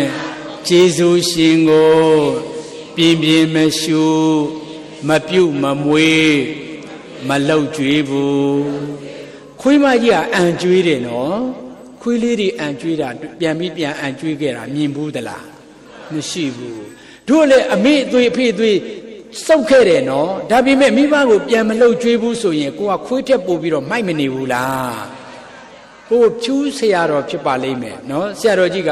မိဘကိုရှ िख ိုးပြီးမအိပ်ရင်ခွေးနဲ့တူတယ်လို့ပြောတယ်နော်ဦးဇင်းတော့အဲ့လိုမပြောချင်ဘူးဦးဇင်းမဂ္ဂဒေဝလင်္ကာကြီးကိုကိုးကားပြီးတော့အခုလိုပြောခြင်းနဲ့ဆိုကြည့်မိဘအလုံးကျွေးမရှိတဲ့သူခွေးရဲ့ဘဝနဲ့တူခွေးလိုမဖြစ်လို့ကမိဘကိုသာလုံးကျွေးကြဟောခွေးလွေဘဝလိုမဖြစ်ခြင်းဘူးဆိုရင်ဘယ်သူကိုလုံးကျွေးရမှာလဲကဲဆက်ပြောကြည့်မေတ္တာအတိနောက်ကြသူနောင်တပွား၍မီလို့ဘူးမြည်ရည်ဝေစုမကြလို့ကအသက်ရှင်ဆဲမှာလုံကြွေးကြအသက်ရှင်ဆဲမှာဘာလို့ရမှာလဲနော်ဒါကြောင့်မို့နော်သားဆိုသမီးဆိုပြေရိုးထုံးစံမရှိဘလောက်ပဲဆိုတဲ့သားသမီးဖြစ်စီမိမိတို့ဖေဖေတို့ရဲ့နှလုံးသားထဲမှာငါသားလေးပစ္စည်းပါစေဆုပ်ယုပ်ပါစေဆိုတဲ့ဒီစိတ်မျိုးအမုန်းတရားနှလုံးသားမှာရှိရဲ့လားဘလောက်ပဲဆိုဘလောက်ပဲမိုက်ထာဝရခွက်တော်ခြင်းရှိတဲ့ရင်ခွင်နဲ့ချစ်နေတတ်တာမို့မိဘတို့ရဲ့နှလုံးသားမှာဒဏ်ရာဆိုတာရှိလားပြန်ပြောကြည့်ဒဏ်ရာမဲ့ညာနှလုံးသားမုံထားဘေခါမရှိပါ